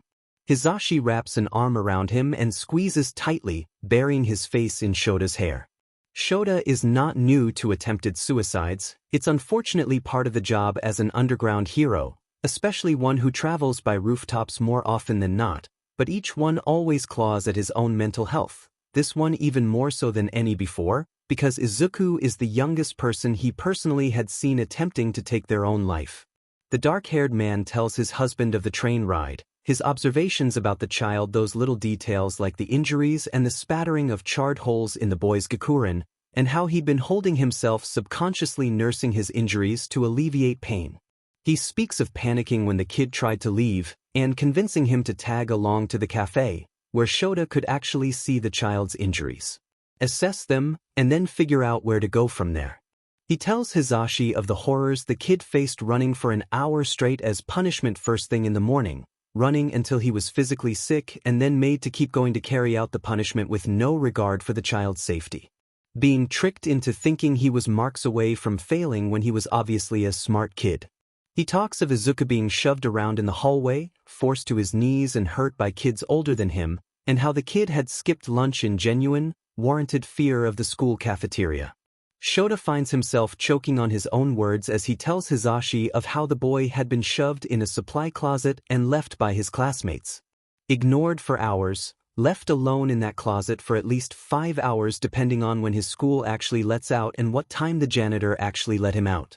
How the teachers at this child's school did nothing to help, how they hadn't so much as cared. He only remembers to breathe when Hisashi's hand resting on his shoulder gives a prompting squeeze. Shota is in a breath before finally continuing, telling his husband how he'd watched as the boy broke down into a panic attack, so dissociated from the world around him that it had taken 10 minutes for Shota to even get through to the kid, and another 5 before Izuku had so much as looked up at him, eyes dark and clouded with terror. And then the man pulls out the note that had been left in Izuku's locker. Izuku hadn't even noticed when Shota had slipped the note into his own pocket instead of handing it back. The child didn't need something like that around. Shota had seen how just glancing over the note had sunk its claws into Izuku's fragile mental health, and frankly, he wants to burn the little piece of paper. And he would if there wasn't a chance of needing it as evidence. At some point, he passes the note wordlessly to Hisashi, knowing he wouldn't be able to force those words out if he tried. They were far too cruel, and Shota knows better than anyone how close Izuku had come to succumbing to the written sneer. How close he'd been to not making it to the kid in time. Hisashi's entire frame stiffens under Shota as he reads the short note. His hands clench, crinkling the paper as he does so. He feels Hisashi's chest expand with a calming breath before he's blowing it out and turning to look down at where Shota is watching him. So, where do we stand now? Hisashi asks calmly, and it's only because Shota has known this man since they were 15 years old does he hear the anger in his tone. I talked to Nizu on my way home, Shota informs as he rubs at tired eyes. It's all the information either of them needs to know that the issue is on its way to being handled. Nizu doesn't get involved in things unless he plans to F-sheet up, and he'd been quite happy to jump on board the takeover whatever abusive, discriminatory school Izuku attends train. If there's one thing Nizu is good at, it's delving into things he shouldn't even know about and exposing secrets. Not to mention his influence, connections and general dislike of the human species, especially when it comes to abuse and discrimination. No non-human creature has ever held so much power in its tiny little paws, and Shota doubts anyone likes causing chaos more than Nizu. Good, Hisashi seethes. I hope he burns that poor child's school to the fucking ground. Hisashi is said. It's not often that the bubbly, eccentric present Mike, even out of costume, ever curses. Shota's only heard Hisashi say F, maybe 10 times in all the years he'd known him. The sound of it startles him briefly, before filling him with satisfaction. Another person on Izuku's side. If he doesn't, I will, Shota drags a hand back through his hair. His own voice comes out deathly calm, almost darkly that eerie calm that can only be pent-up rage. By 3 a.m., Shota is already 3 hours late for his shift. Hisashi had just stepped away, leaving Shota with his thoughts in the living room.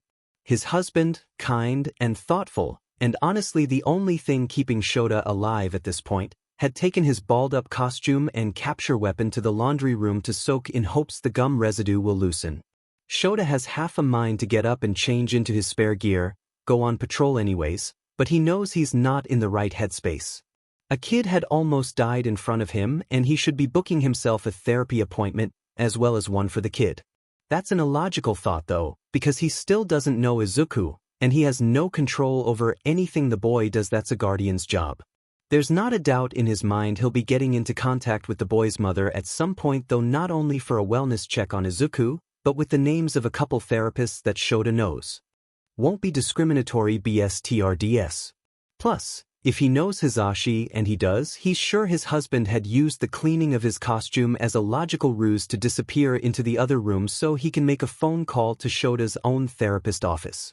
The office is most definitely closed now. Hisashi would just be getting the answering machine, but Shota would bet money on receiving a call about booking an appointment in the next few hours. If only it were that easy for everyone. The thought of sneaking off to patrol is short-lived. He knows if he sneaks out now, Hisashi will track him down. They both know how dangerous it is to be out on patrol if you're not clear-headed.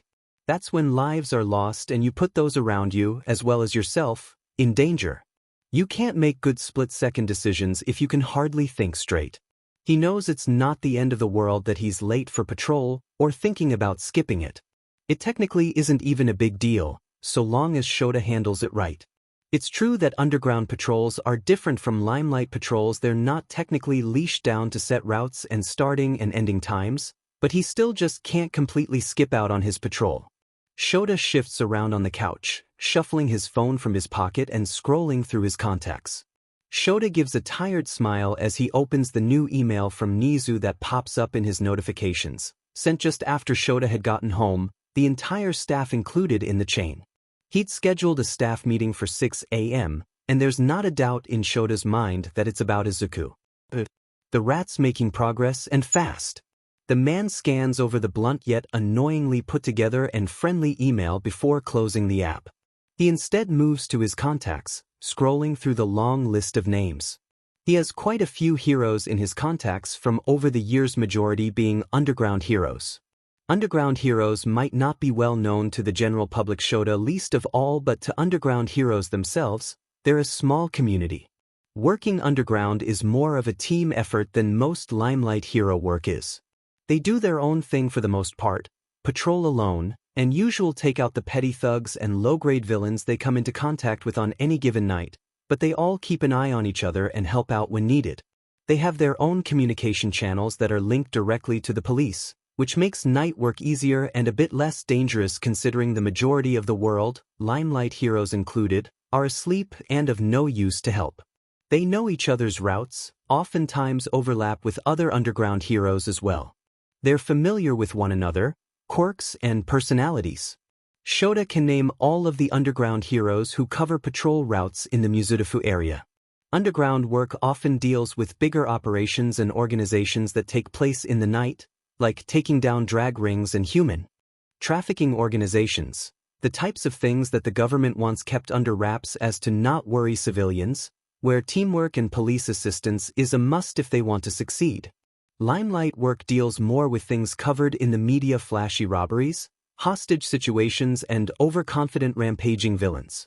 Big names taking down widespread crimes due to media coverage. It makes people feel safer when they see names they know, faces they know, taking down threats. Both underground and limelight are equally important, but there are some aspects of underground work that are darker than most daylight heroes give them credit for. He knows of one hero who should still be in the area near Shota's assigned patrol route. Nightwatch eagerly agrees to checking out Shota's route in his steed, not even needing to hear Shota's excuse for skipping out on patrol. He hadn't expected the hero to pass it up, honestly, but he's still a bit surprised Nightwatch had jumped so quickly on the request. Nightwatch was a newer underground pro who Shota found himself running into more often than not due to their overlapping routes. Nightwatch had taken an interest in Shota, for whatever reason, and now the Erasure hero is sure the kid looks for him on patrol. The hooded, goggle-clad pro had slowly eased his way into Shota's tight circle of considered acquaintances. He was young, not much older than Shota's current second-year students. As far as Shota knows, he just recently graduated from Shiketsu and had all the same over-enthused and excitable puppy traits that he was trying to teach out of his students. Heroics wasn't a game, and every hero, limelight or underground, always gets a rather rude awakening at some point or another. Nightwatch had a mutation quirk called Vision. Not only did he have 28 vision, similar to that of a hawk or an eagle, but he also has night vision that made him an asset in the underground heroics world. Maybe that's why Shota had let the new pro get close. Eye-based quirks were few and far between, so it was nice to find someone else who had similar struggles. Nightwatch had also been one of the pros Shota had been thinking of when he'd told Izuku that quite a few underground heroes tend to fight quirkless. Shota slumps back into the couch after getting a thumbs up confirmation text from Nightwatch. The man lets his eyes drift shut again until Hisashi is walking back into the room, pausing at the side of the couch and eyeing Shota with uncertainty. "You're not going on patrol tonight, right?" Hisashi's voice is strained, like he's rearing up to launch into a lecture about overworking and not taking your own needs into account, a rehearsed spiel he often recites to Shota. The dark-haired man's lips twitch faintly into a smile as he lulls his head in Hisashi's general direction, eyes locking on worried green. "No," Shota huffs, humor curling his tone. "Nightwatch agreed to checking out my route for me." I don't know if you saw the email, but we've got a staff meeting with Nizu in like 3 hours, and I'd like at least an hour of sleep before that. That's a relief, Hisashi sighs, slinking towards the couch where he perches on the arm of it. Wait, seriously? That's fast, even for him. I get it though, from what you told me, it doesn't sound like something Nizu would delay. But yeah, you're right. We definitely should catch some Z's before we gotta get ready. I'd hate to have to drown myself in coffee like you do to stay awake. If it works, it works, Shota returns in a deadpan. Hisashi laughs once again as he stands, stretching his back before offering Shota a hand. The man grabs a hold of Hisashi's hand and lets himself be pulled up. His foot catches on his shoulder bag, and for a second he pauses as something crinkles inside it. Oh, wait. He pulls away from Hisashi and crouches by his bag. I have something for you. Hisashi perks up as he always does for surprises, and Shota's too tired to pretend he doesn't think it's cute. He pulls out the brown paper bag, hoping the treat didn't get too squished. This is from Izuku, Shota tells his husband softly as he holds out the brown paper bag containing the singular cinnamon roll that Izuku had insisted Shota bring home for Hisashi. He doesn't need to cement how sweet of a kid Izuku is. He's sure Hisashi got the picture from how Shota had talked about him, but it has the desired effect when Hisashi softens even more, taking the bag into his own hands. Gah! Hisashi coos after peeking in the bag. I haven't even met the listener yet and I already love him. He's too sweet. Shota just smiles softly as he follows Hisashi to their bedroom, listening to his husband plan his morning breakfast to include the cinnamon roll. Shota doesn't need to plan his breakfast, coffee, and maybe a jelly pouch, if he can manage without Hisashi noticing. He does get at least an hour of sleep before he's jolted awake by Hisashi's annoying alarm clock, tired body protesting in every way as his sleep-hazed brain curses Nizu's very existence. Good morning, teachers. Nizu greets the entire staff as he scurries into the room. It's so early, especially for the man who hadn't slept more than 5 hours in the past 2 days. He clutches at his coffee mug, and no one mentions it. I trust you're all well rested and are ready for the day. The pointed look at Shota has the man scoffing under his breath as he cradles his coffee closer. Like Nizu didn't respond to his text seconds after he'd sent it at 1:30 in the morning. The double standards. There's a dull murmur of voices muddling together, nothing really prominent over the rest. Shota doesn't bother trying to decipher any of the chatter. He knows Hisashi is peppy this early in the morning, so if anything of importance is said, Shota knows he'll hear about it at some point. Nizu lets the tired drawls continue until they fade off, ears flicking like he'd intently picked up everything everyone had said. He gives a light nod as he pulls himself up into one of the office chairs, then up onto the long conference table. I assume few of you know why I've requested this rather abrupt staff meeting, and I do apologize for the haste of it. An important matter has come to my attention, and thus will be dealt with in a timely manner. Does this have something to do with the class cancellations today? Midnight asks with a quirked eyebrow. She's not yet dressed in her costume, instead donning a sweater, a pair of skinny jeans and regular prescription eyeglasses. Shota thinks briefly to the second email he'd groggily squinted at when he'd woken that morning. The second email was addressed to the staff and the entire student body. It was a simply cancellation of classes for the day, and Nizu had offered no excuse as to why. Shota just knew that come tomorrow he and the rest of the staff will need to do damage control, and the questions he knows will arise already make his tired head hurt. That's a tomorrow problem. It certainly does. Nizu cheers happily, whiskers twitching as he makes his way to the center of the table. Instead of teaching like usual, I have a very important assignment for each and every one of you. Shota watches as some of his associates' faces pinch in confusion, while others look intrigued by the idea. He's sure he and Hisashi are sharing a grimace, unsure what Nizu actually has planned, but knowing more than any of their coworkers. He understands the confusion and hesitance silencing his peers though. It's a first that Nizu willingly cancels classes in his precious school. It's also one of the few occasions Nizu sits them all down with an assignment. It's quiet enough to hear a pin drop as the rat pauses for dramatic effect. Today, I will be sending you all off on surprise inspection visits. Nizu flashes a toothy grin to his staff. The silence magnifies into stunned confusion. There's simply no people I trust more than my own hand-selected staff, so you all will be conducting surprise visits to schools in the Muzudafu area. You cancelled our classes today so we can conduct school visits? Vlad King blinks slowly as if processing the words from his spot at the table. What about our students? Is this really worth impeding on their educations? Indeed I did. Nizu struts along the tabletop towards the stocky man, tone edging authoritative despite the cheer. It has come to my attention that some schools across the city have been displaying discriminatory and frankly abusive tendencies that have been long overlooked. That simply will not do. Can we call ourselves heroes if we turn a blind eye and ignore the problem? I don't think so. I see. Vlad wilts back into his seat. I apologize, sir. Forgiven, Nizu stared at him with his beady black eyes, a silent warning, before he's marching back to the center of the table, hands laced behind his back.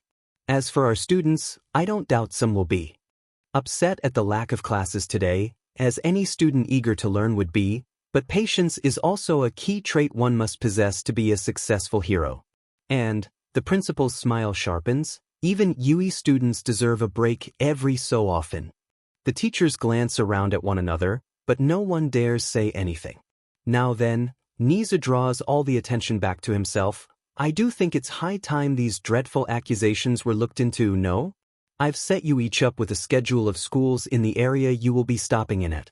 Your instructions are simple: observe. Observe the students. Observe the staff. Each one of you is a skilled pro-hero. Look for discrepancies in how schools are running versus how they should be running. A pro-hero showing up unannounced will make them scramble if they are indeed guilty. We want that. We want them to panic. Covering up one's wrongdoings in a hurry often leads to things of importance being overlooked. It leads to openings for us. I'd like to make this clear, teachers. If you have any doubts about the safety of any students you come across a single lapse of confidence in how a school is running or treating their students, you report back to me and I will look into it promptly. You are completely within your rights to act on any blatant abuse you come across, but do keep in mind once school officials are onto us, they will cover their tracks. How did this come to your attention, sir? Snipe asks calmly. He's the brave one to speak, overly brave even, since they'd all seen Nizu's cheerful disguised short temper just seconds ago when addressing Vlad. A member of our staff came to me with some concerns after encountering a child in a very poor headspace yesterday evening.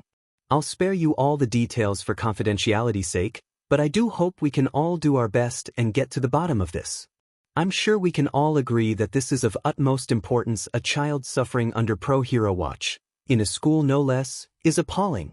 Negligence like this is often overlooked due to quirk status, and I doubt this is the only child in need of help out there. You all know there's nothing I despise more than cruelty. Do take my word on the severity of the situation and handle it with care, teachers.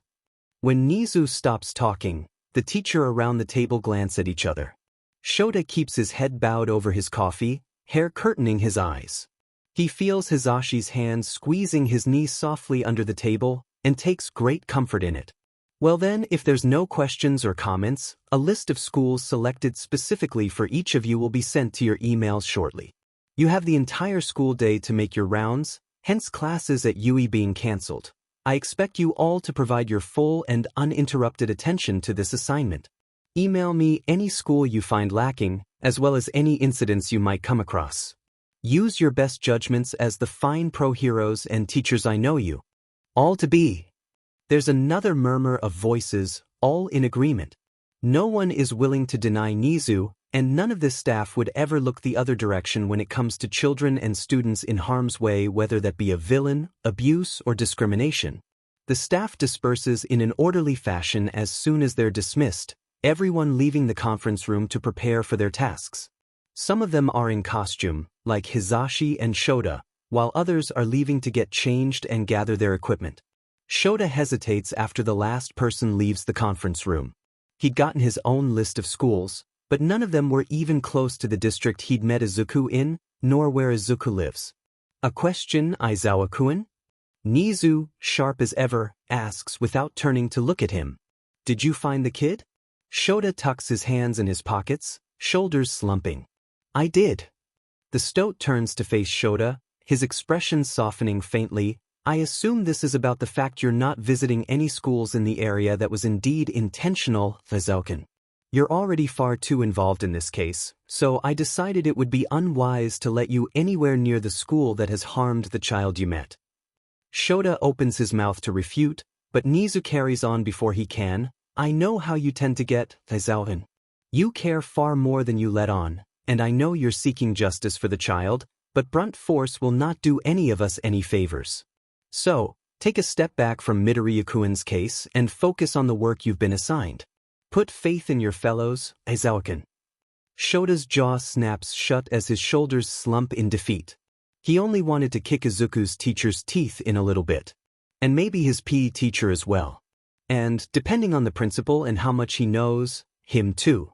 Not to mention that group of abusive little pricks who'd targeted Izuku in the hallway, and this Kaken character that had watched his friends lock a poor kid in a storage closet for hours. Maybe Nizu has a point. Who's going to his school then? Shota can't help but ask, a frown on his face. As much as he does trust his peers, this feels more personal than it should. Shota wants to know this will be handled efficiently. Don't fret, Aizawa-kun. Nizu's eyes darken. If that's even possible, I will be handling Aldra Junior High personally. I expect you to follow your assigned schedule just as the rest of the staff is. You're welcome to see me at the end of the day if you're curious about the outcome. I'll have tea ready. Well, that's about as terrifying as any school could get. Nizu is well known and feared. There's no doubt that the rat will get exactly what he wants, even if that happens to be burning the school to the ground. Not that he would. Probably. If that's all. Nizu chirps, hands laced in front of him as one of his ears flicks in amusement. Yes, the man finally sighs out, hands digging deeper in his pockets. That's all. Wonderful. Nizu flashes a toothy smile. I look forwards to all the reports I'll be getting in. It gets a tad bit dull around here sometimes. Shota just nods dumbly as the stoat bows his head and slips out the door past Shota. How Nizu can think anything at Yui is boring is beyond him. The man lingers for a second longer before blowing out a sigh and turning on his heels to follow everyone else out. There's no point in trying to argue a losing case. Nizu has clearly already made up his mind, and the last thing Shota needs is to put himself on Nizu's shit list for being persistent. Looks like Shota will be joining Nizu for tea this evening. Aizawa Shota, 3:42 p.m. How was your day today, Izuku? I hope it was better than yesterday. Shota honestly forgets he impulsively texted Izuku just after leaving the third and last school he was assigned to visit. The results weren't great overall, but nowhere near as bad as Izuku's school had been reported as. Aldra Junior High. The name put a foul taste in his mouth. The first two schools Shota visited didn't have any quirkless attendance. Still, quirk discrimination happened everywhere, especially in school settings where supervision was lacking. He met a handful of kids with impractical quirks, and even came across a few kids with villainous quirks, which struck a dagger of knowing through Shota's chest. He'd been in the exact same position with his own quirk. Shota jotted down names of teachers who looked far too jittery and antsy to have a pro peeking into their classroom, and reported any incidents he happened across. Nizu will surely have his work cut out for him. Bullying seemed the most common offense in these schools, with teacher overlooking or ignoring, but it was hard to pin that on someone. Disregard and ignorance would be the fall of mankind at this rate. One such bullying incident involved a purple-haired boy getting shoved into a row of lockers and laughed at. Snarled taunts of villain waiting to happen and villainous quirk, making Shota undeniably angry as he approached the commotion. Erasure was enough to have the assailants fleeing hastily, stumbling over themselves as they put distance between the purple-haired kid and hero and themselves. There was really no need to activate his quirk, since no quirks were being used, but he knew it was a terrifying sight that made villains nervous. Even more surprising, the purple-haired kid, Shinso Hitoshi, as he'd introduced himself as when asked, had known him. Rare. Frighteningly so. The number of adults he'd needed to flash his hero license at just for them to believe he was a legit pro hero was astounding, but here was a child no older than a first year who knew him. He'd asked similar questions to what he'd asked Izuku the evening before, receiving answers not much better than the green-haired boy. Shota bit back a sigh as he patted the kid on his fluffy, unkempt hair, a kid after Shota's own heart, telling him to ignore the criticism that came with quirks. People deemed scary. He pretends not to notice the tears glistening in the child's eyes when Shota tells him he can be a hero too. As he gets down on the child's level and tells him that quirks don't define the person, which Shota really shouldn't have to keep telling all these poor mistreated children, but won't stop telling them until they don't need to hear it. Shinso gives a determined nod as he wipes away the evidence of the tears that didn't fall. Another child Shota looks forwards to teaching in the upcoming years. The third school he visited did have a quirkless child attending, but the results there were nowhere near as bad as he'd expected. He'd talked to the child in question, a young girl just about to graduate, and he didn't pick up any of the same mannerisms or red flags he did from Izuku. The school was in a higher-end area, admission fees probably costing a small fortune. She had decent grades and a group of friends, most of which having quite powerful quirks, according to the teacher. A frankly protective group of friends, if the cautious, watchful glares Shota received as he talked to her were anything to go off. The school wasn't perfect, no school is, but it was by far one of the best he'd seen. Nothing he could see to report back to his boss, which was nice. Not all schools were revoltingly discriminatory, and as it turns out, the whole new generation wasn't a complete loss of decency. Shota shakes himself from his thoughts as his phone vibrates. It's almost startling, considering the only person who really texts him is Hisashi, who Shota knows is doing some catch-up marking in the teacher's office and wouldn't be texting him. He can't help but smile when he sees Izuku's name flash on the screen. Izuku 4:24 p.m. Aizawa-sen, I didn't expect to hear from you again. I really didn't think you were serious last night. Sorry. Izuku 4:26 p.m. It was so much better. You won't believe what happened today. You're probably busy. I'm sorry for bothering you, Aizawa-san. I wasn't ignoring you. I was on the train home when you texted. I just get a little excited sometimes. It was just so cool. I'm still being distracting. Sorry. Aizawa Shota 4:26 p.m. I texted you first, Izuku, so it's illogical to believe you're bothering me. Don't leave me in suspense here, kid. What happened? Izuku 4:27 p.m. A pro hero came to my school today.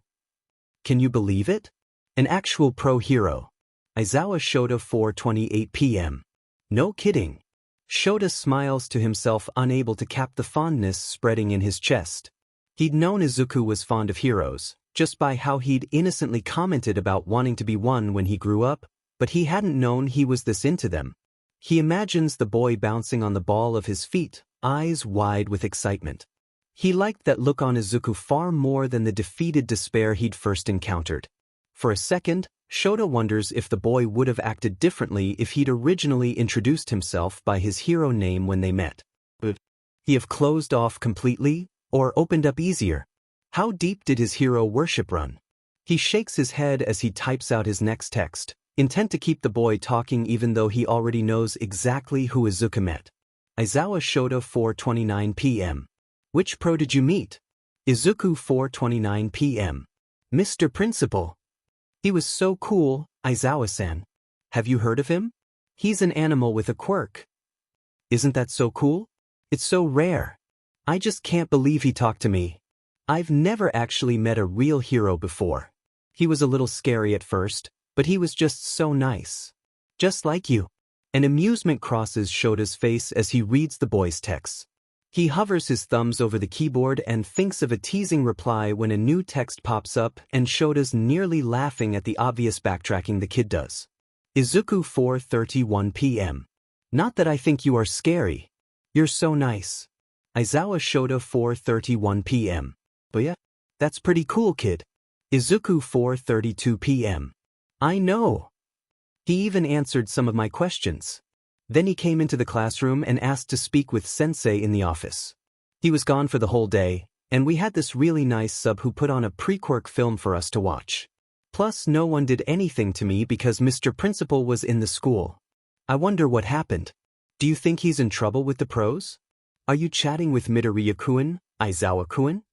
Shota startles, having completely forgotten that he was in Nizu's office sipping at a perfectly steeped green tea made exactly how he likes it. Nizu is a master of teas. He shouldn't be surprised the rodent knows him and his palate so well. He gives a gruff hum, wrinkling his nose as he sets his phone screen side down on his thigh. He's a little surprised Nizu hadn't called him out for being rude, just inquired about the boy. He should probably be afraid Nizu seems to already have taken a shine to the boy. The fact Nizu stopped in to chat with Izuku, answering his questions, and being pleasant enough for Izuku to deliver such a raving review of the usually terrifyingly passive stoat should also be worrying. He was quite charming. Nizu's nose twitches, as far as humans tend to go. Very intelligent as well. You were right about the lack of accurate grading. I found a file of falsified test papers in one of the principal's drawers. That boy is smart, Aizawa-kun. Knowledgeable and quite gifted in analysis as well, from what I gathered simply from the questions he asked about my quirk. Very few professional analysis have delved quite so far in the abilities of my quirk. Nizu pauses, gazing over Shota's shoulder thoughtfully. Do you know if Midoriya-kun has any interest in heroics? Interest in Yui in general? Business, support course, general education? He does, Shota answers slowly, a little afraid of what Nizu is plotting. Or he did. Izuku doubts he'll even make it into high school, and with almost a whole semester of near-failing grades, not to mention everything from before junior high. We both know his worries are valid. Those grades alone will make his chances of admission non-existent. You should know that. Yes. Nizu frowns, whiskers arching forwards thoughtfully, and there is the rather hefty disciplinary file I found as well. The grades are quite easily swept away with retesting and proper marking, but that it is quite true that many schools will turn the boy away due to it. Our admission rates are low as is. It'll be difficult to find schools willing to give the boy a chance with that kind of academic anchor tied to him. I don't think he's a bad kid, Shota offers quietly, and it's not much, and doesn't really feel convincing considering he too has only known the boy for a day. The levels of blatant discrimination in that school were disgustingly high. It's discriminatory slander. If his grades were falsified due to his status, who's to say his whole record hasn't been? That is a very real possibility. Nizu gives a nod, one foot crossing over the other as he sips his own cup of tea. As of now, there's little I can do to have it wiped clean. What's done is done. Shota opens his mouth to dispute the rodent, but Nizu, quick as a whip, carries on. That said, however, if he is interested in Yui come the start of his high school career, I am willing to overlook and wave away his unsavory record due to the questionability of how legitimate it truly is. Should he decide to pursue school at Yui, he will start with a clean slate, and I will personally vouch for the boy at any school to applies to, as I'm sure you will as well. Yes. It's not perfect, but it's better than nothing. Shota's word doesn't mean a whole lot. He's hardly known despite his hero license, but Nizu on the other hand? He has power. His words mean something. Thank you. Shota bows his head, relief easing some of the weighing tension off his shoulders. Don't mistake me as un. Nizu shakes his head with a fond smile. It's fond, but edging towards sharp and scheming. I'm not doing this for you, though you did bring this to light. I'm merely curious to see what the future holds for that boy. Shota stills as he eyes the rodent across from him. Nizu doesn't so much as blink as Shota studies him. He's known this rodent for many years, and he still has no idea how to read him. Shota doubts anyone does. Nizu's whiskers flick forwards in silent agreement as if he'd read Shota's mind. Or read his thoughts in his neutral expression. Just something else that makes Nizu terrifying. Just so we're on the same page, Aizawa-kun, Nizu smiles over the rim of his teacup. He'll receive no favoritism nor special treatment should Midoriya-kun choose the route of trying for Yui admission. It won't be easy. We live in a world where quirks are power, as unfortunate as that notion is. He'll need to pass on his own account perhaps as you did, Aizawa-kun. It has been quite a few years since a student has shown such promise. Of course, Nizu-san. Not that I've ever doubted. Your teaching in the slightest, you've always been a fair and just man. Expulsion record aside. Shota lets out a huff, thanks. Aizawa Shota 5:02 p.m. I'm not sure, kid. Maybe. Your teacher didn't sound like a very nice man to me. He probably got what he had coming. Karma catches up to everyone. Good or bad? It didn't take long for the media to sink its claws into the fact Yui Pro heroes waltz into all the schools in the Muzutafu area in one single day. At first, no one quite knew what was going down. It all just appeared as random check-ins at first, but not strange until 1 week later where Nizu spent the day personally visiting each school with skeletons in the closet, a smile that's taught to be kind leaving everyone in his path shaken. They called it the education purge and it blew up across Japan. Dozens of teachers were fired for various reasons. Teachers and administrators across elementary schools, middle schools, junior highs, and high schools were dismissed at Nizu's sharp insistence. It's not like there was any chance of redemption when Nizu was the one insisting not to mention all the cold hard evidence the rat had managed to get his hands on in under a week. Shota's not sure he's ever felt so proud of a group of heroes than he was of the Yui staff, who rid the education system of over 40 teachers across the Muzutafu district who abused their position and/or their students.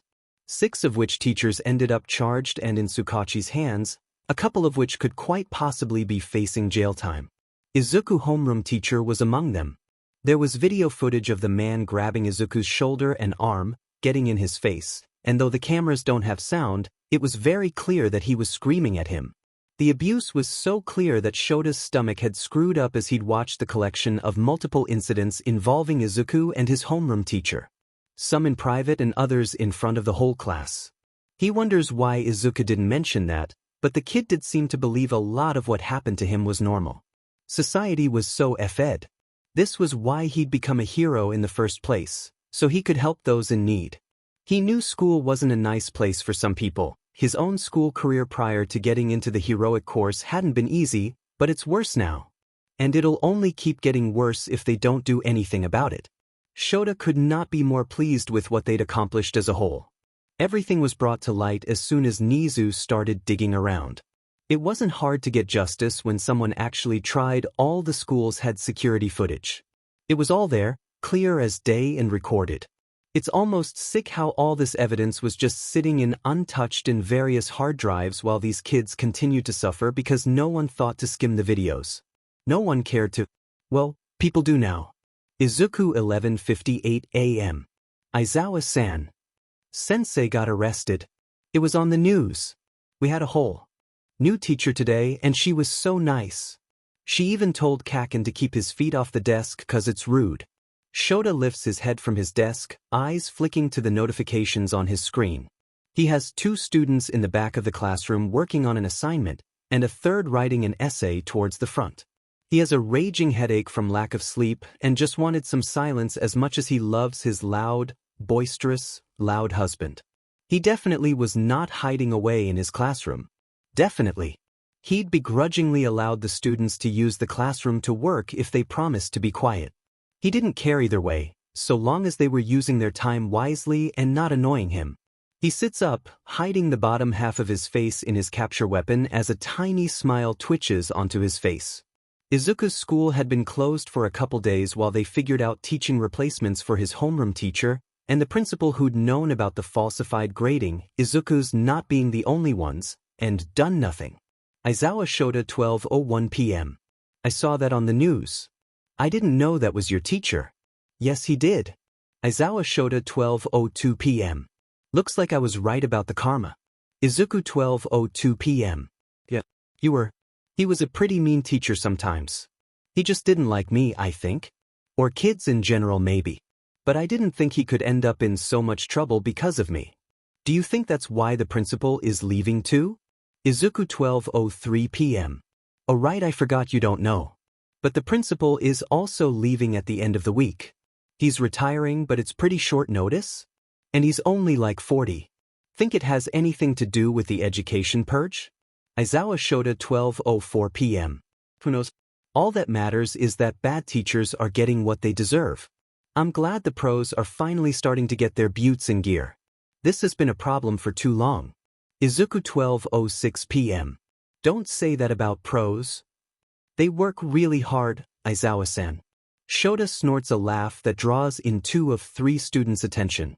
He looks away from them sharply, and they take the hint, returning to their work.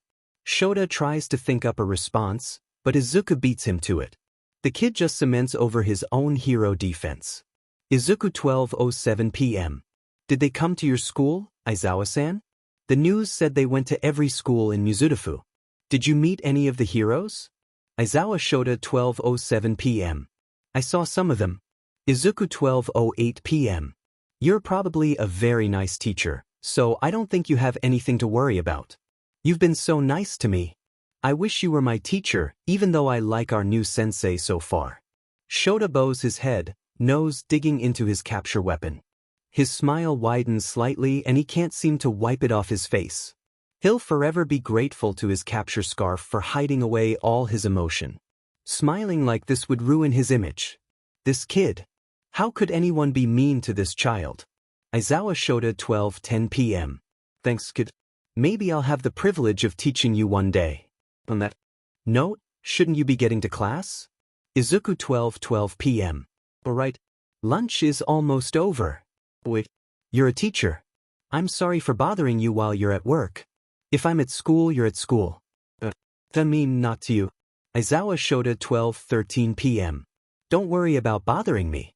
I wouldn't have given you my number if I didn't anticipate you using it.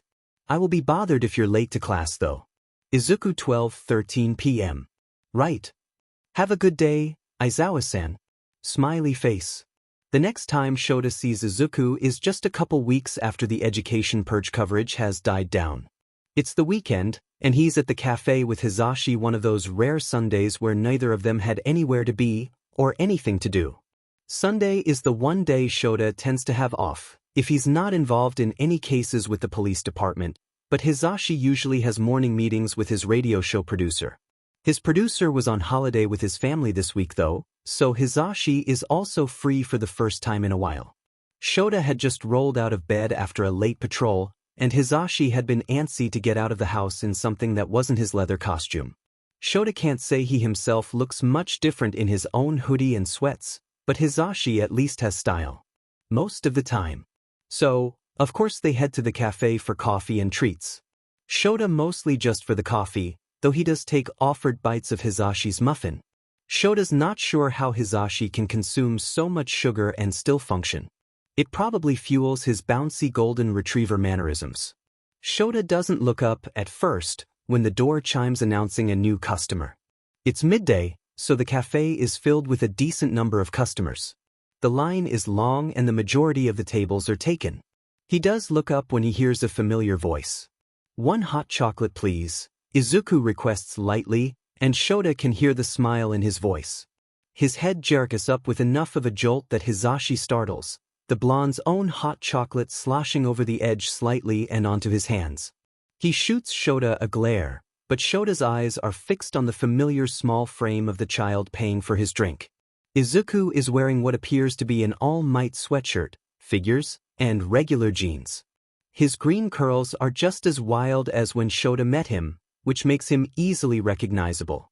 He hasn't seen the kid since walking him home that night, but Izuku had made good on texting Shota every day or texting back when Shota texts first at least. But recently Izuku had been the one to send the first sparks of text conversation. He actually knows a fair bit about the kid at this point, who knew 12-year-olds lacked a filter and tended to overshare. And it just cements the fact Izuku probably doesn't have many friends he can talk to. Shota stands, much to Hizashi's confusion. It's not until Shota calls out a light, but projecting, Izuku-kun, that Hizashi seems to finally realize what's happening, eyes widening as he gapes in surprise for a second. Hizashi's jaw clicks closed when Izuku stiffens at the call of his name. The boy swirls around in an almost panic before he spots Shota and his expression relaxes. "Oh, hi, Aizawa. I didn't think I'd see you here." He pauses. "I probably should have though, I mean you did introduce me to this place. And you said you visited all the time too." His voice is cheerful, but Shota can't focus on that. Nope, something else draws in his attention first. Something that has anger swirling in his stomach, hand twitching to reach out and grasp the boy's chin between his fingers so he can inspect it properly. "What the hell happened to your face?" For a second, the boy looks confused before his nose wrinkles. He reaches up to prod at his own very bruised eye, shaking his head. It's nothing as an accident. An accident? Of course it is. That's Izuku's go-to excuse, apparently. Shota knows he mouths the word back to himself in disbelief. This kid. Why is it always this kid? Behind him, Hizashi had stood up too, and Izuku's eyes instantly trail to him. He takes a tiny step backwards at the unknown addition, calculating eyes flicking between the two of them. Izuku-kun, Shota manages out after reining in the bubbling anger. He's in a slow deep breath, gesturing back half-heartedly to Hizashi. This is my husband Hizashi. Zashi, this is Izuku-kun. Hiya, Izuku-kun. Hizashi takes the floor, smiling widely despite the worry glinting in his gaze that only Shota can pick up. It's great to finally match a face to a name. Sho talks about you loads, kiddo. All good things, of course. I've been dying to meet ya. Hi. Izuku gives a little smile back, head bowing respectfully. It's nice to meet you too. Hizashi's smile widens as he shoots Shota one of those lovesick looks that one would have after meeting a baby animal, the expression that would usually be accompanied by a squeal of, "Can we keep him?" Why don't you come join us, Izuku-kun? Shota suggests easily, eyeing the teen who's making a conscious effort to position his hair just right so it covers his bruised eye. Izuku freezes at the offer, eyeing Shota with the one eye not curtained by his hair, reading something in the man's expression that has him slouching with a pout. I feel like I don't really have a choice in this one, Izuku mumbles, shoulders slumping. Hizashi straightens up to assure the boy he does, but Shota beats him to it, eyes narrowed on the child. You're correct. Hizashi squawks, slapping Shota's shoulder in a silent warning, but Shota stands his ground. Izuku huffs, the corner of his lips twitching into a smile as he nods. It's not even 2 minutes later that the three of them are sitting at the table together, Shota and Hizashi sipping at their ceramic mugs while Izuku clutches at a paper-to-go cup of hot chocolate. So, what kind of accident was it this time, huh? Kaken and his lackeys? No, Izuku shakes his head with a light smile. Kaken isn't usually the problem now. And since he's backed off, so have his friends. He's still not nice, but he's better than before. Hardly talks to me now. Where'd you get the shiner then? Hizashi asks, head pet to the side and giving Izuku his full attention. Just because the kids in my classes backed off, doesn't mean everyone did. Izuku sips his hot chocolate. The teachers have been paying more attention. I think they're all still pretty scared of the pros, but there are hidden areas in the school where teachers don't go a lot. Shota can read between the lines. You got jumped in school. You're very invested in this, Aizawa-san. Izuku's nose scrunches up with his playful smile. Hizashi actually snorts and Shota kicks his heel back into his husband's shin. Hizashi clamps his bottom lip between his teeth to keep himself from making any noise. That wasn't a no, and I'm worried, Izuku, Shota corrects. You're still a target, clearly, and you shouldn't be. You should be safe at school. I'll always be a target. Izuku softens his voice like he's the one consoling Shota, and Hizashi's voice does a high-pitched squeal that human ears can barely pick up. Shota shoots him a warning look, before lulling his attention back to Izuku's downcast face. I'm quirkless. Izuku's attention jerks up suddenly, eyes flicking nervously to Hizashi. Shota forces his own body not to react with Izuku's, reading the boy silently. Hizashi doesn't seem to have picked up on why Izuku is panicking, and that in itself seems to calm the boy. Hizashi just glances cautiously between the child and his husband, green eyes taking in the situation. Had Izuku been waiting for Hizashi to react? Izuku clears his throat after shooting Hizashi one last nervous glance that makes the blonde frown, and I'm small and scrawny, and I'm just a generally easy target. I can't fight back, of course I'm a target, Aizawa-san. You should fight back. Shota rubs at his forehead, not expecting the laugh from Izuku. He drags his eyes up from his coffee, a frown tugging at his lips as Izuku laughs behind his hand. I can't, the boy smiles almost sadly. I don't know how. Last time I tried to punch someone back I almost broke my knuckles and gave them an opening to sock me in the stomach. That's awful, kiddo. Hizashi draws in a breath, sad gaze on the oblivious child. Izuku just shrugs like it's a normal thing. You should know how if you're always in situations where you're in danger. You're right, you'll always be a target, Shota frowns thoughtfully. Have you thought about self-defense classes? We tried, Izuku informs softly, fingers drumming on the side of his cup. Mom tried to enroll me in one after the bullying started getting sorta bad when I was little, but none in our area accepted quirkless kids, and the closest one who did was in Hosu. She really did try, but we didn't have the money to put me on the subway twice a week. None of them speak for a long second. The fact the self-defense classes are denying quirkless people, kids no less, who are in the most need of it is disgusting. You know, Izuku, Hisashi smiles widely, voice Singsanji in an attempt to lighten the atmosphere a little. Hisashi pauses as he swings a hand back to gently slap the back of his hand against Shota's chest for emphasis. Shota here is an excellent self-defense teacher. He's done some training, has taught quite a few students, and he's been practicing since he was just a kid, yo. Really? Izuku perks up. I really didn't expect that. Oh yeah, Hisashi shoots Shota a playful grin that's met by a blank look in return. Laid me out flat one of the first times we met. I barely saw him coming. He's feisty. And that's enough out of you, Shota scoffs, softly shoulder-checking a cackling Hisashi. I really don't like the idea of you having no self-defense at school. Would you be willing to take some private classes with me? With your mother's consent, of course. Are you serious? Izuku's hands flatten on the table, and Shota shifts uncertainly at the awestruck determination in Izuku's eyes as he stares intently. Of course I am, Shota blinks, forcing his tense shoulders to relax. I don't offer up things I don't intend to do. That would be illogica. He's cut off by a child barreling into him. He hadn't even seen the kid get up, let alone round the table, but now he's managed to snake his arms under Shota's own arms, tucking his own head under Shota's chin. Izuku squeezes him like he's afraid Shota will suddenly disappear. This is a new development. He's not used to hugging people in general, especially not kids. None of his students would dare hug him, and Hisashi is the only one he ever really touches.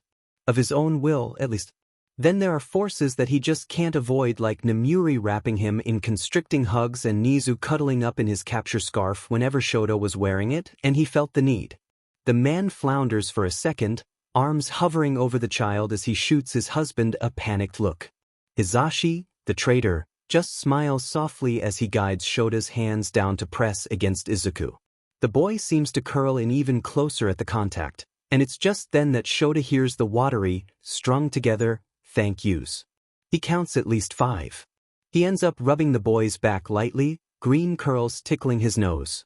Izuku is pressed close for a good minute before he's pulling away and wiping at watery eyes.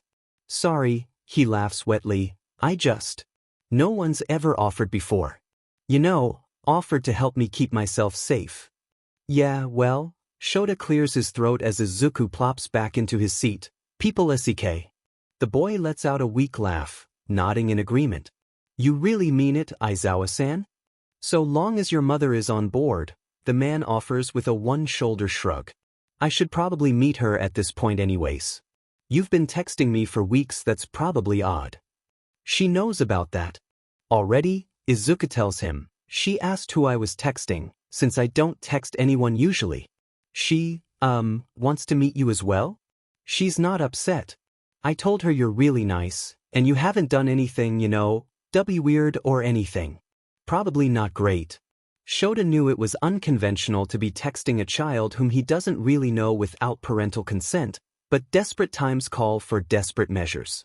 He'd do it all over again if it meant making sure this child lived. Plus, it's a good thing his mother is worried about an unknown strange man contacting her child. He'd be more upset if she wasn't. Relax, kid, Shota shakes his head. I'm glad you told your mother. Remember when I met you? I told you to tell her. Oh, Izuku blows out. I forgot about that, Aizawa-san. I just don't want you to get in trouble, because you're not. You're not creepy. Such high praise, Shota drawls, hiding the small smile behind the rim of his coffee mug. Izuku makes a panicked choking noise that Shota probably shouldn't find as amusing as he does. You know what I mean, Aizawa. You're so nice, and I don't think she really knows how nice you've been to me. But she will when you meet her. Shota doesn't let his face twist with disbelief, because nice is not the first thing people think about him when they meet him. Hizashi's knee brushes against Shota's under the table, grounding him. Shota brushes the child's words off, instead asking him about his classes. Both Shota and Hizashi listen intently as the boy launches into the interesting information he'd learned in pre-quirk history. It's 2 days later. Shota finds himself sat at the table in the Midoriya apartment with a mug of tea in front of him. Across from his sits Midoriya Inko, who'd kindly let him into the apartment with a bouncy Izuku who'd gone down to the parking lot to collect him. Izuku had arranged this meeting so that both he and Shota were off from school for the evening, and so it was in the 2-hour PRD between his mother waking up and when she leaves for her evening job. Midoriya-san had eyed his appearance, and Shota almost wished he'd listened to Hizashi and opted for a button-up and jeans instead of his loose long-sleeve black shirt and a pair of pants the edge toward sweats. After the introductions, courtesy of Izuku who looked far too pleased, Midoriya-san had shooed Izuku off to his bedroom. Shota feels silly for being worried he no longer has an Izuku-shaped buffer. He knew he wasn't the best at talking to parents. Parent-teacher interviews were a nightmare. They sit quietly at the table together for a second, and Shota longs to have either Izuku there too, or Hizashi to use as a crutch in conversation. Every introvert needs an extrovert. Midoriya-san is the one to finally break the silence. My Izuku tends to sing high praise about people even if they don't deserve it. Midoriya-san tells him softly, tucking strands of dark green hair behind her ear. He's just such a sweet boy. I wasn't sure what to make of you when he told me he was talking with you, and had been for weeks. A man he'd met on the train, essentially a stranger who exchanged numbers with him. I don't think anything can prepare a mother for the implications of that. I am sorry about that, Shota tells her honestly, though he'd never take back what he'd done. I've had students like him before, and I know when something's not quite right. It was instinct to check in on him. I had no ill intent, I just wanted to help. I also apologize for how long it's taken to meet you. Oh no, the woman laughs softly, waving her hands frantically in dismissal. I know, I wasn't accusing. From what Izuku has told me, you've been nothing but kind to him and that. It's refreshing. I assure you, when I found out, I read through all the messages you two have exchanged, so I should be thanking you, Aizawa-san. I know I'm not here for him as much as I should be, so thank you for looking out for him when I can't. He really likes you. I've been so worried about him being lonely when I'm working late shifts, or even double shifts. He's my priority, but I need to work to be able to provide for him. The woman dabs a tissue she pulls from the box on the table against the corners of her eyes, sniffling. After he got diagnosed, people just turned on us? Him being quirkless shouldn't have been a big deal, but it was, and it's been hard. He's just such a sweet child. Kind and caring. I didn't even know the bullying had gotten that bad. That his teachers weren't actually helping him. The tears come faster now, as her voice wobbles. It's quite clear this is a struggling single mother. I just don't understand how they could set him up for failure like that. Why him? Why my precious baby? I'm so grateful for the pros, Aizawa-san. That education purge that happened. I didn't even know it was an issue until after it was resolved. His marks are so much better. The woman give a wet laugh, gesturing to the fridge where 2 tests are stuck up with magnets, a 100% and a 95%. I always knew he was such a smart little boy, always chattering about that hero analysis. He's just so enthralled by stuff that always went right over my head. I should have known. I should have seen things weren't adding up. His teachers deserved what they got. Shota can't help the snarl, but he does manage to keep it low. Non-threatening to the woman across from him. You should be able to trust your child's teacher, and I'm sorry you couldn't. I'm sorry Izuku couldn't trust his teacher. The woman lets out another laugh, nodding in agreement. Izuku said you're a teacher, she mumbles softly. I'm glad there are still some good ones in the world looking out for our kids. Shota bows his head thankfully, but doesn't say anything. The woman wipes at her eyes again, before her hands settle on the table in front of her. She sniffled again, catching Shota's eyes across the table. Now, I know you didn't come here to listen to me brag about my son or complain. Izuku was saying something about self-defense training? Shota gives an absent nod, interlacing his own hands on the table. I've trained some students in the past, and there's a dojo not far from here that lets me use the space. I've been going there a lot of years, and I've occasionally helped with classes. I'd love to give Izuku-kun a couple lessons and teach him the basics. It's been made abundantly clear that his peers are still a problem, even if his teachers aren't. Are you sure? The woman whispers, thumbing at her mug of tea. I can't pay you, Aizawa-san. Money is already tight, and I wouldn't ask you to pay me. Shota shakes his head, a frown pulling at his lips. I told your son I wanted to help, and I do. It's only a couple hours of my time once or twice a week, and it'll be teaching him a skill he'll use for the rest of his life. I'd never ask you to pay for something I came to you offering, Midoriya-san. Frankly, I'd feel a whole lot better knowing Izuku-kun has a means to defend himself. I'd really appreciate it, Midoriya-san whispers, eyes filling with tears again. I hate seeing him so banged up. I mean his eye, it breaks my heart. I just never thought kids could be this cruel. Shota nods solemnly. Kids can definitely be cruel. Shota leaves the Midoriya residence with a curly green-haired shadow. Izuku is bouncing behind him, cheering about the fact he'd be starting self-defense on the upcoming Sunday. Shota will gladly give up his day off if it means making someone else's life a little bit easier. And how can he not feel fuzzy inside when Izuku is giving him a smile bright enough to make his already aching eyes throb? It's worth it. It's the second private self-defense class Shota has with Izuku, the second week he's known Midoriya Inko, who was now another new contact in his phone, when Shota finally decides to broach the topic of Izuku's mental health. He keeps his word of not telling Midoriya-san exactly how he'd met Izuku, even if it's probably not the best course of action.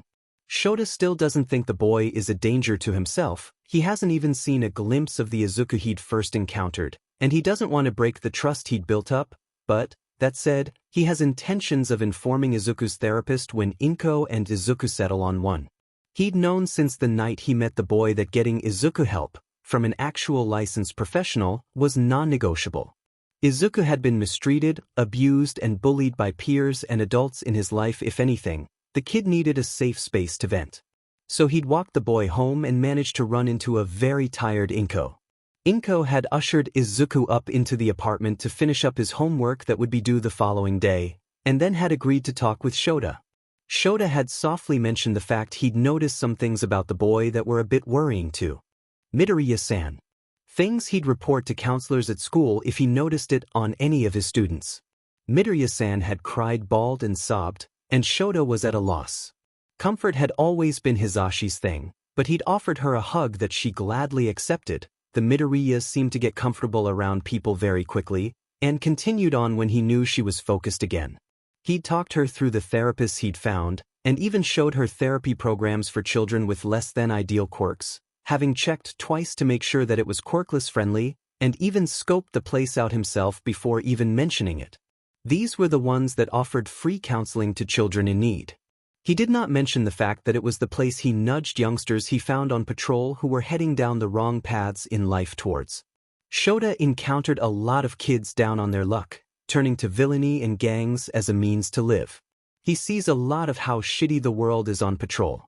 Shota is just glad Midoriya-san takes his words with a determined, protective nod.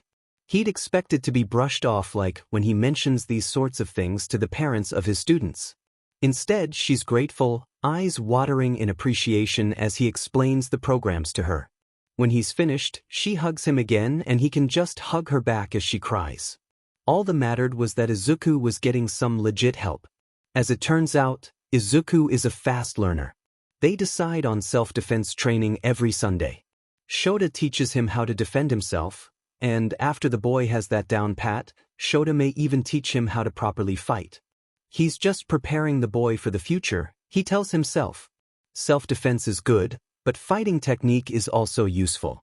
Being able to throw a punch without hurting yourself is a good skill to have, especially if you're interested in heroics and you're quirkless.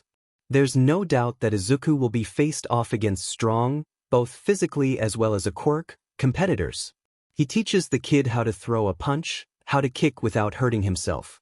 He teaches Izuku how to throw a bigger opponent to the ground, and tries to ignore the fuzzy feeling of pride swelling in his chest when Izuku manages to actually sweep Shota's legs out from under him and sends the man sprawled out on the mat for the first time, just like he'd done to Hisashi during the sports festival their first year at Yui. Izuku is quiet, determined, and generally an easy teach. He focuses and absorbs everything Shota offers like a little sponge. He can't help but wish sometimes that his own students were this focused on learning. Shota can't help but notice how nice it is teaching someone who hasn't had the world laid out for him, a kid who actually needs to work for what he wants. A kid putting blood, sweat, and tears into bettering himself, into something he doesn't even truly believe is possible. The majority of the heroics course students are there. Because they're powerful, they have strong quirks, and they've been deemed important to society by Nizu or the Commission. Those who display powerful quirks but poor sportsmanship and basic decency, or even those getting by solely by recommendation. It really is no wonder Shota boots so many heroic students into Gen Ed, business, or support. Izuku is different. Izuku hasn't been handed anything. Shota loves teaching the next generation of pro heroes, but there's just something refreshing about one-on-one with his personal problem child. Shota's not sure when the self-defense classes turn to martial arts, and then to parkour. Had he really unintentionally been training the brat like he would his own students interested in underground heroics? He really hadn't meant to transition what was supposed to be self-defense, which Izuku picked up remarkable fast but still refused to really use, into a full Yui-worthy regimen. Have you given heroics any more thought? Shota asks as he dodges Izuku's attempt at kicking his feet out from under him. The child is covered in sweat, but his eyes are still sparkling with determination. Not really, the boy breathes out, dragging a hand up through sweaty green hair. Good grades now don't make up for years of bad ones. Plus, I'd never pass the exams. You're kidding, right? Shota quirks an unamused eyebrow. Izuku, you're smart. I'm sure you could pass the Yui written test in your sleep. The boy opens his mouth, but Shota beats him to it and continues. And I've told you before, there are alternatives to passing the entrance exam. That thing's pretty rigged anyways. Getting into the school is what matters. Showing your potential may take time. Class transfers happen all the time, and it's something you should look into if you still want to be a hero. Shota pauses, looking at the boy's pinched expression. He sighs, snaking a hand out to ruffle through Izuku's curls. Just give whatever you choose to be when you grow up, you're all. A detective, a doctor, a hero, a quirk analyst. Doors may close because you don't have a quirk, but guess what, kid? Doors have handles. Open them. I know you talked about how being a hero was a childhood dream, but I gotta say, problem child, with how I've seen you work, it's a very real possibility. I'm quirkless. So be the first quirkless hero. Show kids in your position it's possible, that they can be a hero too. Be the best DMN hero around without a quirk. You should quit as a teacher and be a motivational speaker. The words prompt a laugh from Shota, who pushes Izuku away by his head, where his fingers had still been carded in green. Who would train problem children like you if I quit? That's a good point. The boy snorts a laugh. He pauses, staring down at his own red shoes. You really think I could be a quirkless hero? I think if anyone's capable, it'd be you, Izuku. Izuku 8:19 p.m. I got in. Well, I got into general education at least, but am still in. 3 years pass surprisingly fast. Shota's not sure how he becomes a permanent fixture in Izuku's life, nor how the kid manages to weasel his way into Shota's own life. And no, Hisashi, he is most certainly not a dad, thank you very much. Shota's not even sure how he managed to survive 3 whole years being a pro hero, teaching classes of heroic idiots, and training who he knows will be the world's first and best quirkless hero on the side. Shota had planned an actual training regimen for the boy when he'd decided, once and for all, that he wanted to be a hero. When Izuku stood in front of him, shoulders held high and with that endless gaze of determination, and told him he was going to be a pro no matter what anyone said. Shota could only grin wide and proudly. Aizawa Shota 8:20 p.m. That's still an accomplishment. Congrats, problem child. Classes are the same as usual, how they always are. Shota insists his class ditch orientation and he hosts the same quirk apprehension test he does every year. 2 kids fail, and though he'd only threatened to expel the one who came in last place, he lets both go. Mineta Minoru, who'd been overly confident in his frankly lacking abilities, had harassed every single one of the girls in Shota's class within the first hour, and had talked to Shota without an ounce of respect, had been permanently expelled from Yui entirely, effective immediately. Ito Shoyo, a young boy with an elastic limbs quirk, who'd tried hard but hadn't quite met Shota's standards, would be moved to Gen Ed, where he'd have the chance at redemption come the sports festival. His class showed promise this year. Good quirks. Decent temperaments, sorta. Respectful, mostly. It was only missing one thing. And he just so happens to run into that one thing the second day of school, first thing before classes even started. Aizawa-san. Shota pauses, eyebrows furrowing before a smile stretches across his lips. He turns, one eyebrow pet in question, as he catches Izuku's gaze. Wide green eyes watch him like he's a ghost, or a figment of his imagination or something. Problem child, Shota greets back, the corners of his mouth twitching upwards. Fancy seeing you here. The uniform looks good, though I don't know how that tie passed dress code. The boy's hands lift to his tie self-consciously. Mom was half asleep, the boy defends as a flush crawls up his cheeks. Shota shakes his head, stepping closer as he takes pity on the boy. His hands move with practiced movements, untying then readying the teen's tie. He knows how to tie ties from his own Yui days, even though he absolutely hates them. A useless piece of fabric. Midoriya did. Did Eraserhead just tie your tie for you? Shota lolls his head in the direction of the second voice, a faintly familiar voice. No, Aizawa did. Shota bite the inside of his cheek to stop from laughing as the boy physically freezes, like a rebooting computer, mouth agape as his eyes scan Shota up and...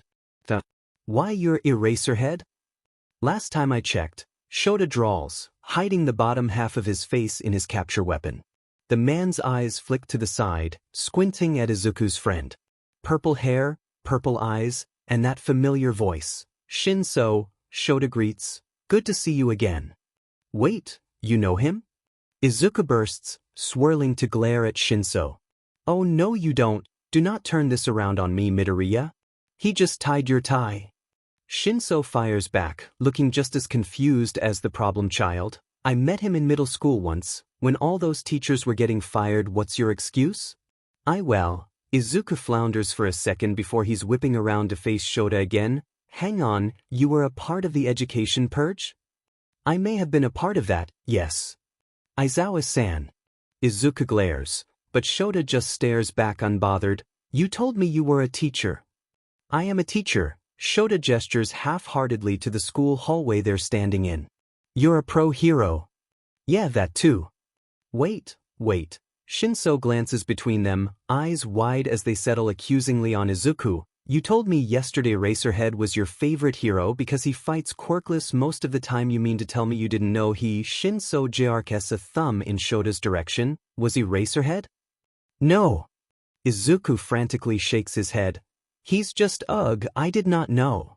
Aizawa-san has been training me for years, like martial arts and self-defense and parkour. Wait a second.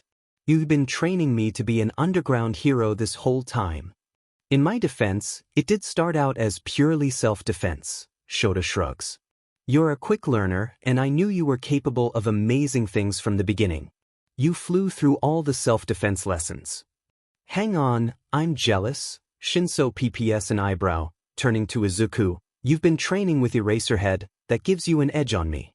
How am I supposed to kick your butt at the sports festival if you know Eraserhead's tricks? My whole world is falling apart around me. Izuku mumbles blankly, eyes narrowed on the pro. He doesn't even appear to have heard Shinso, but Shota furrows his brow in interest. Maybe it's a good thing he has 2 open spots in one. Ito might have competition if he plans on trying to rejoin. Shota shoves his hands deeper in his pockets as he forces down the need to smile. Really, problem child? That's a tad bit dramatic. It's not. Izuku pouts. I told you you were my favorite hero. Izuku looks like he wants to curl into a ball and cry. And I was very touched. Shota snorts a laugh. I showed you my notebook. I showed you the analysis about Eraserhead A about you. Izuku squeaks, covering his face with his hands. Oh my god. I thought it was very insightful, Shota shrugs, the corners of his lips twitching into a smile as he ruffles the kid's hair. I even tested out some of your experiments. You did? Izuku perks up, embarrassment forgotten for the sake of his analysis. Yeah, Shota bows his head in a nod, glancing briefly at Shinso. I'll tell you later. Izuku pouts before his eyes seem to settle on Shota's capture scarf, eyes sparkling with interest. It's no wonder, the kid had been practically vibrating as he'd told Shota all about the capture weapon Eraserhead used. It was a fairly unique piece of support gear, but he'd definitely be willing to train some students how to use their own. Maybe the two in front of him, depending on what he thinks of Shinsu's potential. And when he can talk Midoriya-san into it. It's not like he'd never thought about training Izuku to use one, he'll need every advantage he can get his hands on. Whoa, Izuku mumbles in awe, stepping towards Shota, who just watches on with a glint of humor in his eyes. Izuku being in his space isn't new. Shota just huffs an amused breath as Izuku tousles the edge of the scarf between his fingers. Shota can practically see the gears turning in Izuku's head as his calculatingly gaze scans the material. Shota lets out another huff, closer to a laugh this time, when he notices the way Shinso is staring at Izuku like he's the bravest kid in the world. Izuku doesn't even notice the nervous, uncertain looks his new friend is shooting his direction, Shinsu's hands twitching at his side like he's holding back from dragging Izuku away. What's this made of, Aizawa-san? Tell you what, Shota offers easily, thoughts drifting back to the first time he'd met Izuku. Make it into my class. I teach 1A by the way, and I'll tell you. I might even teach you. Think you can manage? Shota's eyes flick to Shinso. That offer extends to both of you. Shota sees the exact moment the fire lights in both of their eyes. The two share a competitive look before determinedly accepting the proposition. Shota can't wait to see what this year's sports festival has to offer, between what he's seen of his students thus far, what he remembers of Shinso for years prior and what he knows Izuku can do. Shota decides then to take his leave, waving the two boys off tiredly. He had been on his way to the teacher's office after all. Shinso takes his own leave, respectfully, like a good problem child, but Izuku just falls into step at Shota's side, not that the man minds all that much. Even though being trailed by a duckling might tarnish his image. Well, they hardly take 5 steps when Izuku breaks the comfortable silence. I cannot believe I've known you for 3 years, that you've literally seen me once a week every week in those 3 years, and you not once mentioned you were Eraserhead. It wasn't a secret, Shota shrugs as Izuku tails after him like a duckling. I wore my jumpsuit to a couple training sessions. I literally don't look different out of costume. Eraserhead fight footage is grainy, Izuku defends, not to mention nearly non-existent. I scoured the internet, Aizawa-san. I'm underground, what do you expect? I should have figured it out. Izuku continues with a pout, arms lacing over his chest as he lets out a huff. I mean, the teaching? Fine. That's normal. The fact I tell you that night that my teacher SCKS and then Mr. Principal shows up at the school and my teacher gets fired? Odd, but could totally be a coincidence. The fact you were literally a ninja who was teaching me how to be a ninja? I should have guessed. I'm a little surprised you didn't, actually, Shota laughs, muffling the noise in his capture weapon. I thought for sure you figured it out when you finally showed me your analysis. Your sketch was pretty spot on. Izuku shoots the man a glare, but it's softened by the fact he's literally still trailing at Shota's side like a kitten. Yeah. Izuku grips at his yellow backpack straps lightly. Any other big huge secrets that will blow my mind? Hey, Sho, Nem was looking for you in the O. Green bean. Hizashi's smile widens as he pauses beside Shota's slumped form. Shota bites back a smile as Izuku's face slackens as he processes the new information. I forgot you were attending UE this year. Listener. I'll be teaching ya English this year, yo. Hizashi's present mic? Was that supposed to be a secret? Hizashi blinks, gaze flicking between Shota and Izuku over the top of his tinted glasses. I thought he knew?